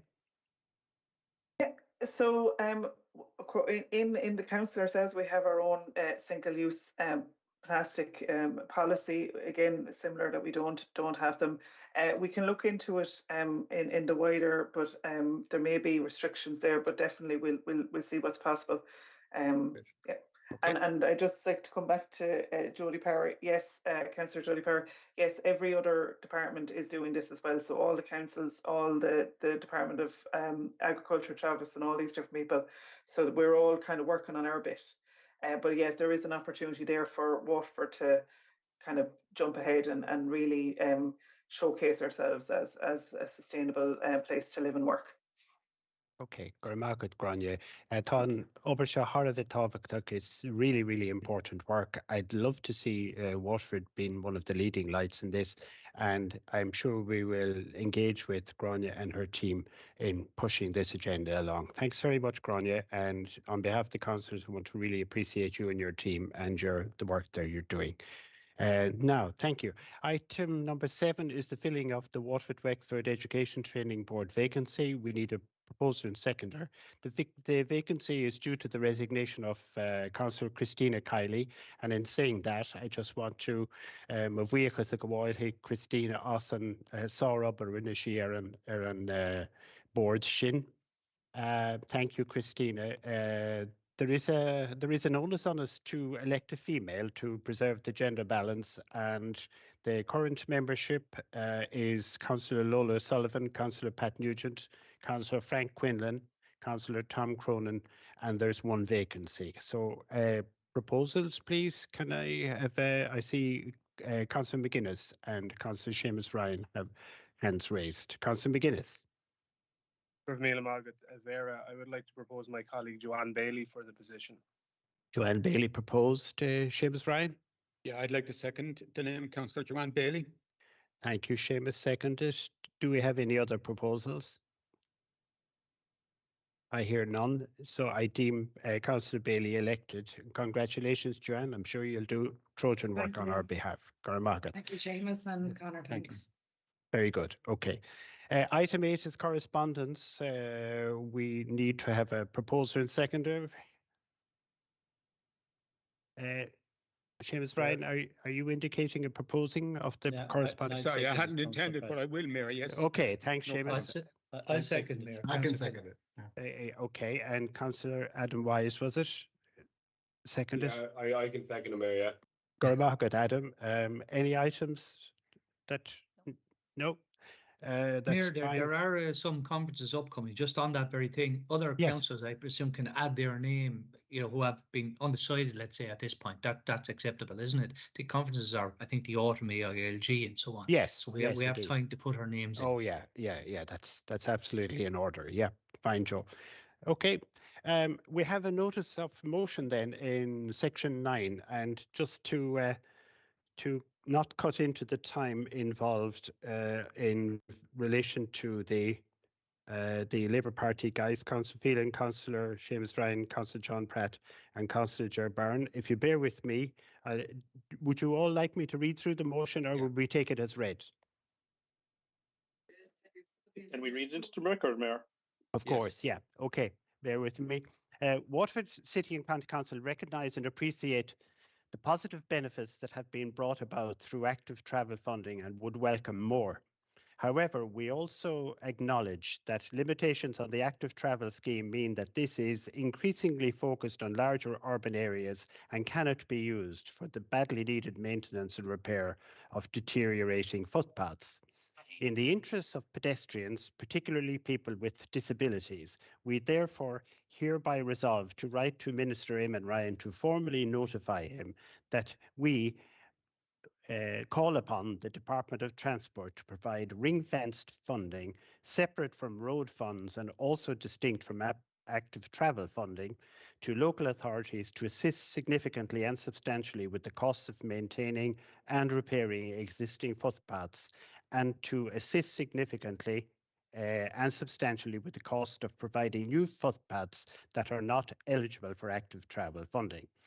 And we further call upon Minister Ryan and the Department of Transport to ensure that local authorities would have discretion and autonomy to use such dedicated footpath funding without having to receive approval from the department, the NTA or any other agency on a per project basis, and to ensure that there would be no other bureaucratic obstacles to the expeditious spending of such urgently needed footpath funding. I think that was written by Dr. Johnson, was it? Dr. Phelan. Thanks, Thomas. Okay, you have 2 minutes, Thomas. Thanks, and you read it very well there, Mayor. Basically, it's self-explanatory, but essentially, while we do acknowledge and welcome active travel funding, we, as you confirmed to me last week at a council meeting, that active travel can't be used for active travel funding can't be used for like maintenance and repair of footpaths. I think it's imperative that we should have a separate funding stream for footpaths, and that we be allowed to use that at our own discretion without having to, as is the case or seemingly the case with active travel, go back to Dublin every time for every single project every year to be approved or not, as the case may be, unfortunately, as we found out this year. So something, I suppose, to mirror active travel, but in a less bureaucratic manner, but purely for footpaths. Because the first step anybody takes outside their door is to their own footpath. And if we want people to change their mode of transport, we need to make it attractive to them as soon as they step outside their front door. But unfortunately, at the moment, as we all know, based on all the reps I'm sure we all get, so many of our footpaths just are not fit for purpose, and indeed are hazardous in many cases, as we know from having to pay out for insurance purposes. And I know it's not just in my own area, but we'll have seen it all over the place how bad our footpaths are. And that's why we need significant, substantial funding that we can point in the right direction ourselves and use at our own discretion. So that's what I'm calling for. I'm hoping that the rest of our colleagues will support that call for more resources from central government that we can then spend appropriately. Thank you, Mayor. Well, thanks a million. Thomas. Seamus, Ryan, are you the official secretary? Thank you, Mayor. And I want to commend my colleague, Councillor Phelan, for proposing this motion on what we believe in the Labour Party is a very important issue in both city and county. The motion recognises the important work currently taking place in the active travel team, and it's something that we would support. However, it also highlights an issue that is of growing concern in Waterford, and we're, as representatives of the public, we're receiving calls daily. There's not a week goes by when we are not contacted regarding the dangerous condition, I would say, of some of our footpaths in the city. And I believe strongly that our concern in putting forward this motion is that those with disabilities and our senior citizens are finding it increasingly difficult to navigate some of our footpaths in the city. And if you'll forgive me, I'm going to highlight some of them in the city. Lismore Park area, the Slieve Keel area, Avondale, Seamus, Cork Road, and you're being naughty now, Seamus. You're being naughty. This motion, Mayor, is calling on the Minister to provide ring fence funding separate to that of funding for roads. Can we just keep the metro business out of it, and then we'll all be happy? The final paragraph, Mayor, the motion is calling on the Minister to provide ring fence funding separate to that of funding for roads and active travel. And I would call on members to support this motion, and if it's passed, that it would be sent to Minister Ryan and indeed to government. Thank you, Mayor. Fair. Thank you, Seamus. Councillor John O'Leary, you're next to indicate. Yeah, thanks, Mayor. Mayor, I want to compliment the councillors who put this motion forward. And I think we've been really dealt a very severe blow here by the Minister for Transport in relation to his change of policy on active travel, because people will know in particularly in rural areas, but in parts of the city and county as well, the change of policy meant that some very crucial safety schemes were taken off of the agenda because of the change of policy and funding by the minister in this case. Meant that there were places that work plans were shovel ready to have work carried out in certain areas in the city and county and couldn't be done because the minister changed his mind on this. So while I want to second not second, but I want to support the motion, but I'm really, it needs to be more emphasis on roads and dangerous roads in the area. So Mayor, thanks for your time there, but a good motion. Yep, on all shit, John. Councillor Joe Kelly, 1 minute. Thanks, Mayor. I fully support the motion too. Unfortunately, experience would tell us that it's probably not going to have the desired effect, but that doesn't mean we shouldn't try. And I congratulate our Labour colleagues for putting it forward. We, as everybody here knows, allocate money every year in our budget, well, have in recent years, to just specifically target footpaths. And although that's very welcome, we are extremely limited from our own budgets, and it takes from other areas. So the call for standalone funding from national sources is an excellent call, and then to ring-fence that just for footpaths again is an excellent call. I have no confidence, I have to say, that the call will be heeded in government. However, what I would suggest, and if it's acceptable, that if this motion is passed, that it's circulated to other councils, that we as a council body across the whole country were to put same kind of motions forward at their respective council chambers and meetings, then perhaps the Department of Transport and the Minister might take heed of it at that point. Councillor Christina Kiley, Little. Thank you so much, Mayor. This motion is music to my ears, and I'm absolutely delighted to support it. It's absolutely fantastic to see a motion like this come before the council, and I would absolutely love to see it go through all of the other councils in the land, and let it be brought by political parties from right across the political spectrum. It's an absolute brilliant vote of confidence in the active travel scheme, which has been a huge success.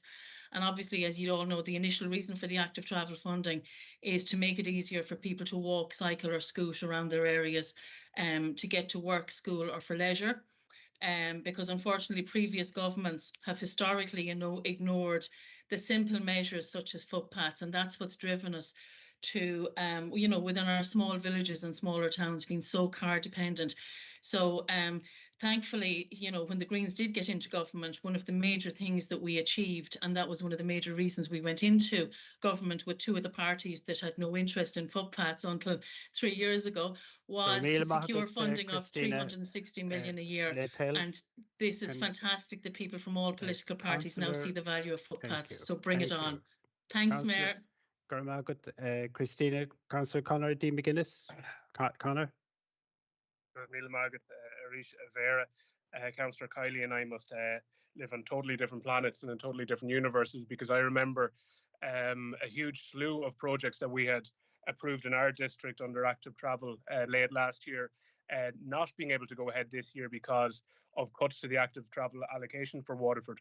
And that's why I think that this motion is very important and why I'm happy to support it.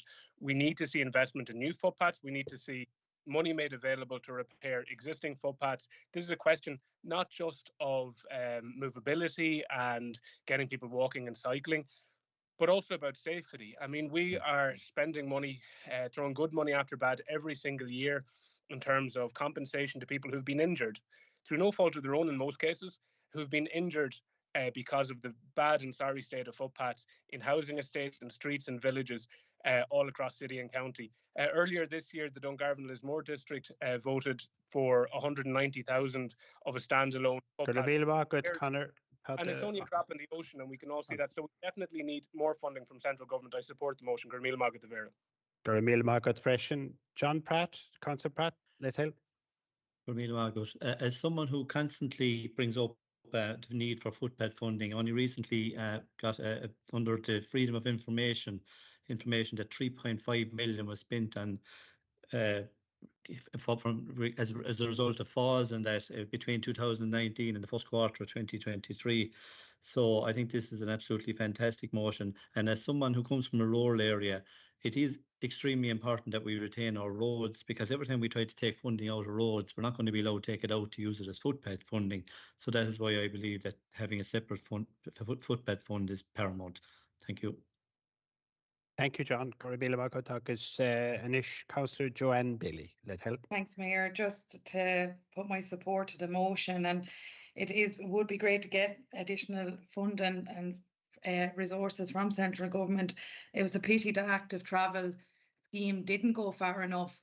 We're well able to put in new footpaths into areas, but we couldn't maintain and help older footpaths in areas, and we all know them, and as Councillor Pratt said, with the amount of money that has been paid out on claims is ridiculous, and if we had maintained them footpaths over the years, it probably wouldn't have been as high.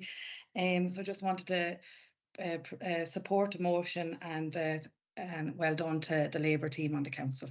Gurmil Magat, Joanne, Gurmil Magat, Councillor Jody Power, let's help. And from my tappings right, Vera, I would definitely like to support this motion as well. And again, if I could just remind the councillors that this is going to be separate executive or exchequer funding that we're going to have to apply for it. Bear in mind that we're only getting 50% of the road allocation that we need to maintain our roads. I can't see this having much success, but it's great to bring it to notify it. It's great to bring it to the public attention. And it's great to bring it to government attention as well. If we were to just repair all the footpaths that in the county and in the city right now, can I ask Michael Walsh, what kind of money are we talking about to repair what we've already got? Thank you. Very good, Jody. Councillor John Heron. No, just to completely support the motion as well then, and I think it's ironic that the 340 odd million the Labour spent digging up footpaths, fitting water meters, would have went a long way towards repairing what we have today. Okay. That's terrible. Councillor Damien Gagan, let's help. Yeah, Mayor, I just want to lend my support also to the motion, but and I also welcome the fact that money did come from Minister Ryan for active travel and that, but there was a major flaw in it, and the major flaw is that we're not allowed as a council to spend the money on existing footpaths. I mean, we can go through any of the towns, villages, and through Waterford City and see where the money needs to be spent. But to have money coming through and be told that you can only spend that money on newly constructed footpaths and newly constructed, bike racks and stuff like that, while all that work is welcome. I mean, it was a major, major flaw that we weren't allowed to allocate at least a portion of that to repair existing footpaths that are absolutely crying out for repair. Garamarka, Damien, and I'm just going to go to Fergus. He might be more au fait with. Oh, sorry, I just see Frank Quinlan indicating. Frank. Yeah, no, I just want to lend my support to the motion as well. It is a very, very good motion, and we all see footpaths that are in need of repair. But I just want to acknowledge the great work that the council are doing as well. There's 3.2 million now allocated to footpaths over a 4-year period, and we're into our 3rd year period.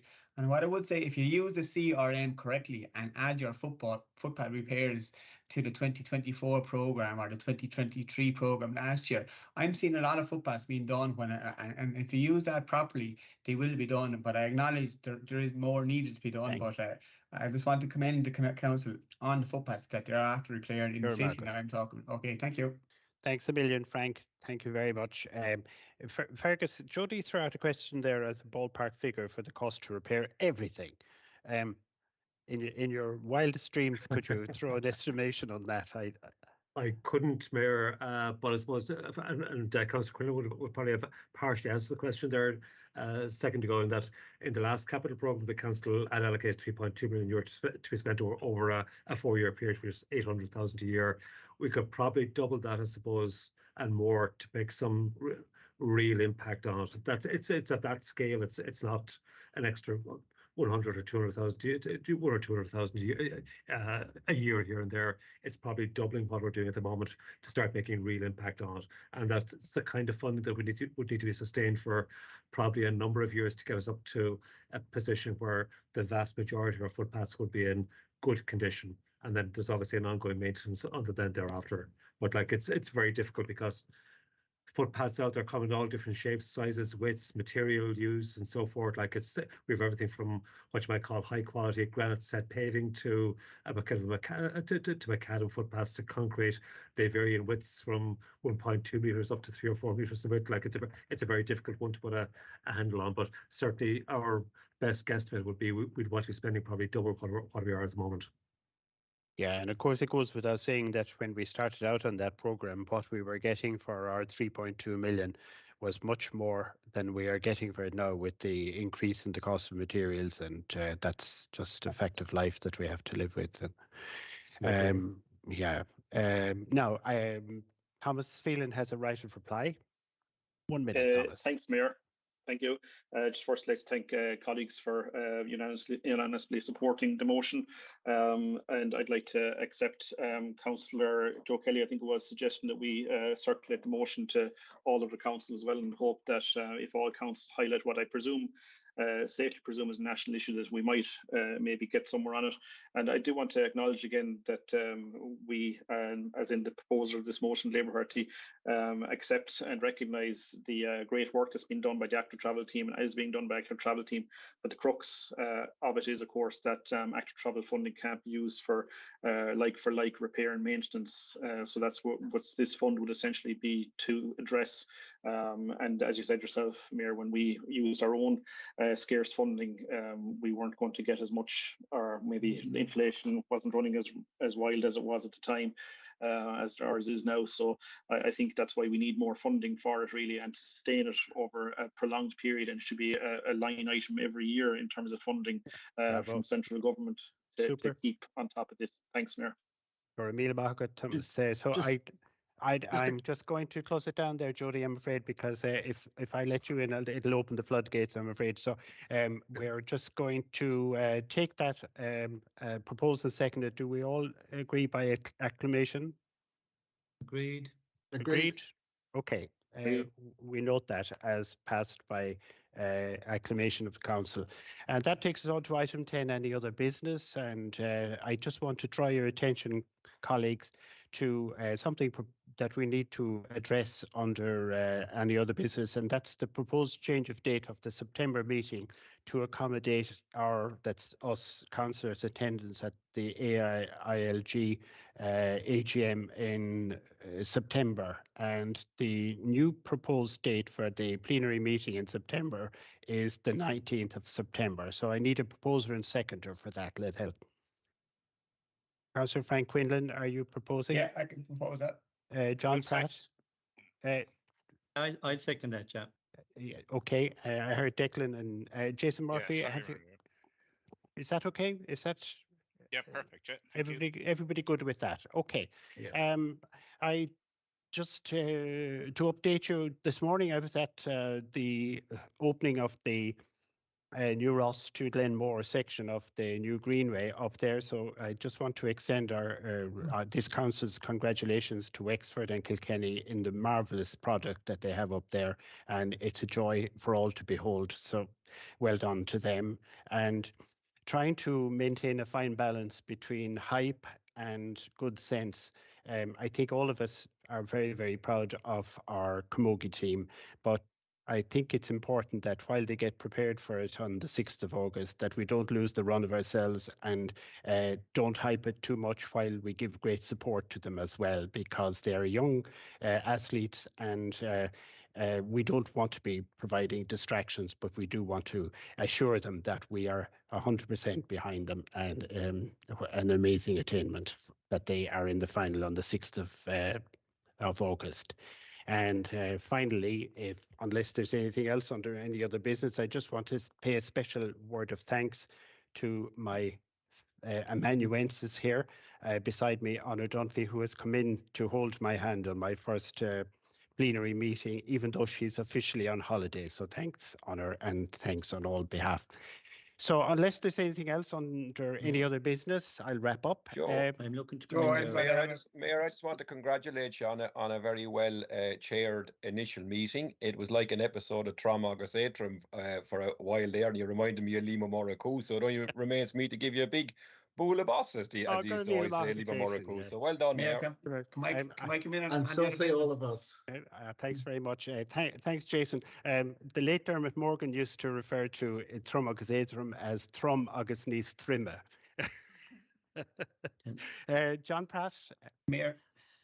Yeah, sorry, can I just come in under, it's my only opportunity really. I'm aware of, I would ask that on behalf of from the council that we might write, or at least someone might bring to the Joint Policing Committee or the new Joint Policing Committee, whatever it may be called, an issue that's coming to my attention that we in my own area possibly going to lose a sergeant in the very near future, again in my own town of Tallow. And I would ask that is brought very strongly from here, that we want to try and retain a sergeant. We all need more presence on the of Garda and the beat, and losing a sergeant once again would be detrimental. It's something that we lost for a long time, and I would ask that I get support here. I think yes, indeed. I think that is for your electoral area district as well, and would probably come better from there. I think it should be on behalf of the council. The representatives that are at this meeting are all on that particular committee, and they represent city and county, and I'm asking that that representation is made on behalf of my own area. And noted, and thank you, John. Councillor Frank Quinlan. Thank you, Mayor.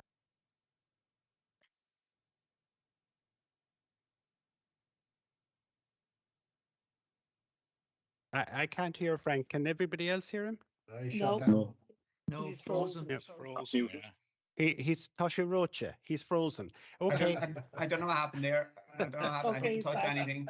You're back, Mayor. Just can we light up the maybe the City Hall and the Thomas Francis Mar Bridge in blue and white, if it's a possibility, as well as getting the flags out as early as possible. I know the environment team are working on it. Councillor, white and blue it is, not blue and white. Yeah. White and blue. But as I said, it might be a nice touch leading into on the 6th of August, please. Okay, I'd like honour to field that question for you, please, Frank. Yeah, Councillor Quinlan, and we actually only had a meeting this morning, so all our buildings here on the Mall will be lit up white and blue, as will the Devonshire Bridge will be only lit blue because we can only do it one colour. Okay. Super. Lovely. That's brilliant. Okay. I see no other indications, so with that I want to thank you all. Gur míle maith if shiv anor the hach agus feice me shiv me mean for le. So stay healthy and well and enjoy the summer. God bless you all. Slán. Well done, Joe. Well done, Mayor. Well done, Mayor. Thanks, Mayor. Well done. Thank you very much.